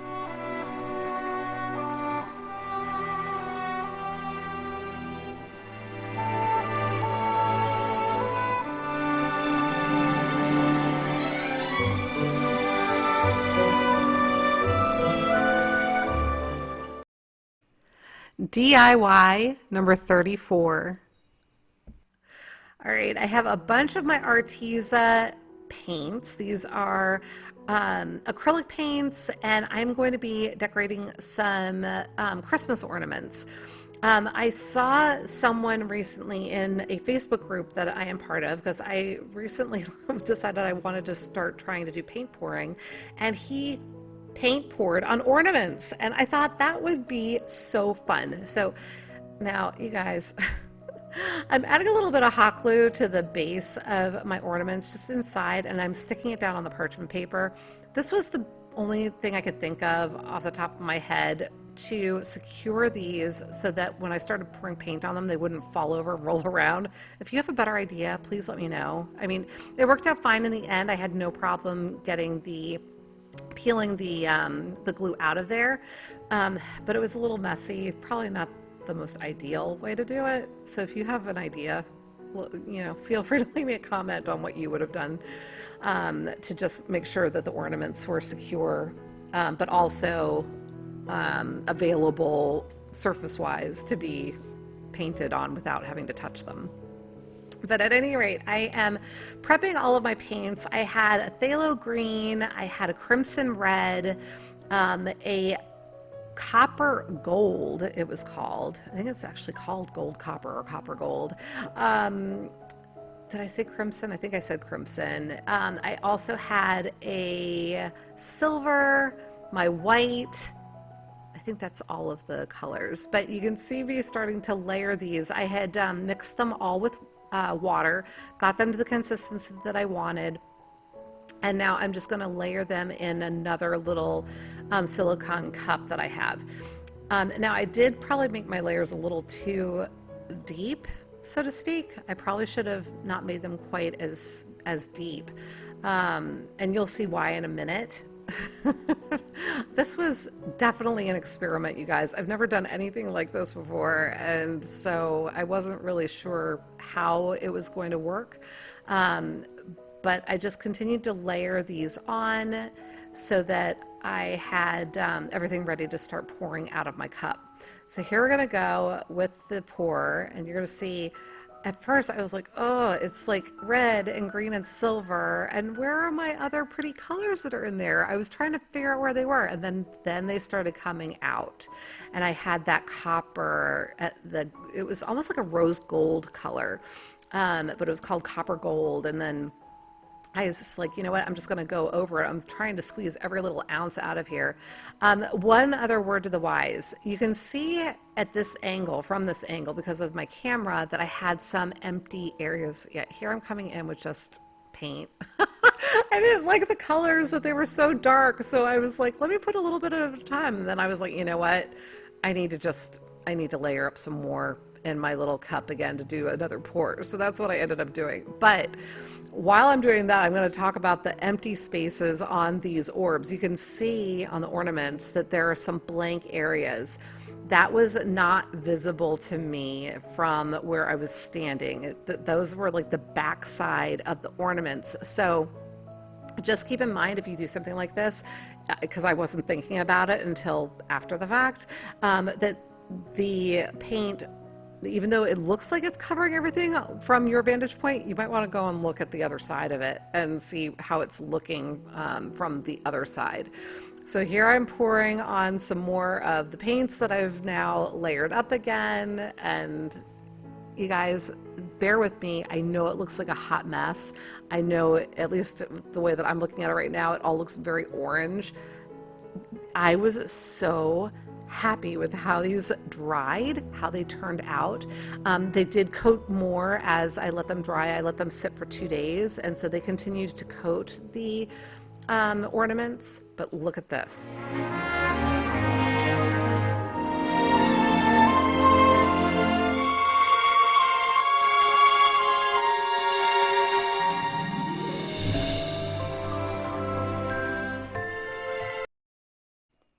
DIY number 35.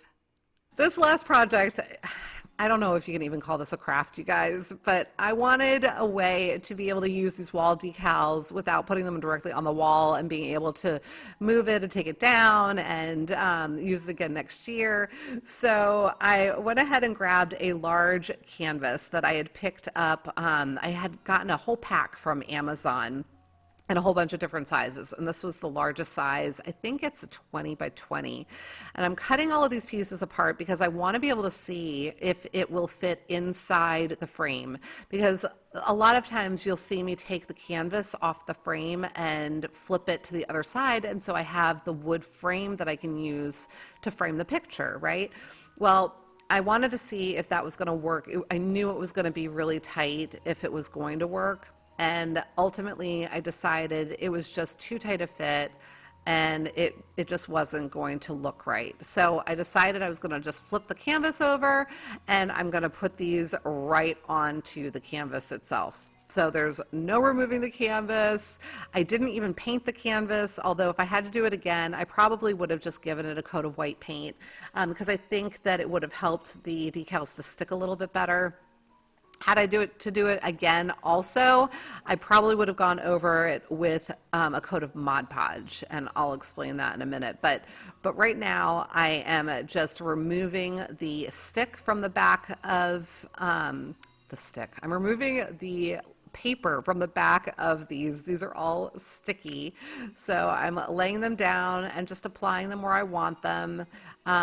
Because they are decals, even if I press them down, I can peel them back up again if I'm not happy with the placement. So y'all know me because I'm visual and I don't have to commit, not fully. So I'm just going ahead and making sure that I've got everything where I want it. I'm getting all of the bubbles out, making sure that it's laying flat on the canvas, and just placing things as I would like them. I figured, you know, maybe I could use my heat gun a little bit to get it to lay a little bit flatter because these were a little curled up. And these came from my sweet subscriber, Rose, by the way, in a stash that she had sent me. So thank you, Rose, for this. I think it is super cute and really pretty.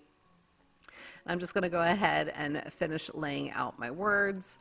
And if you have not already subscribed to my channel, I hope that you will consider hitting that subscribe button and ringing the bell so that you get notified whenever I upload a new video. I really appreciate the support more than I can even tell you. So thank you so much for watching and for all of your comments. It really makes my day when I see new comments on the videos, and knowing that I've inspired someone. So thank you for that. But if I had to do it again, like I said, I would go over this with a coat of Mod Podge. It would help seal these in and then also ensure a consistent sheen. So while these are relatively matte, which is why I was thinking I could probably leave them as they were, they're not super shiny. They're still a little bit shinier than the matte canvas that they are being adhered to. So you'll see in the reveal picture in just a moment that you can actually see kind of a shimmer on them. So using a coat of Mod Podge would make that a little bit less apparent. But here it is, and let me know what you think of this one.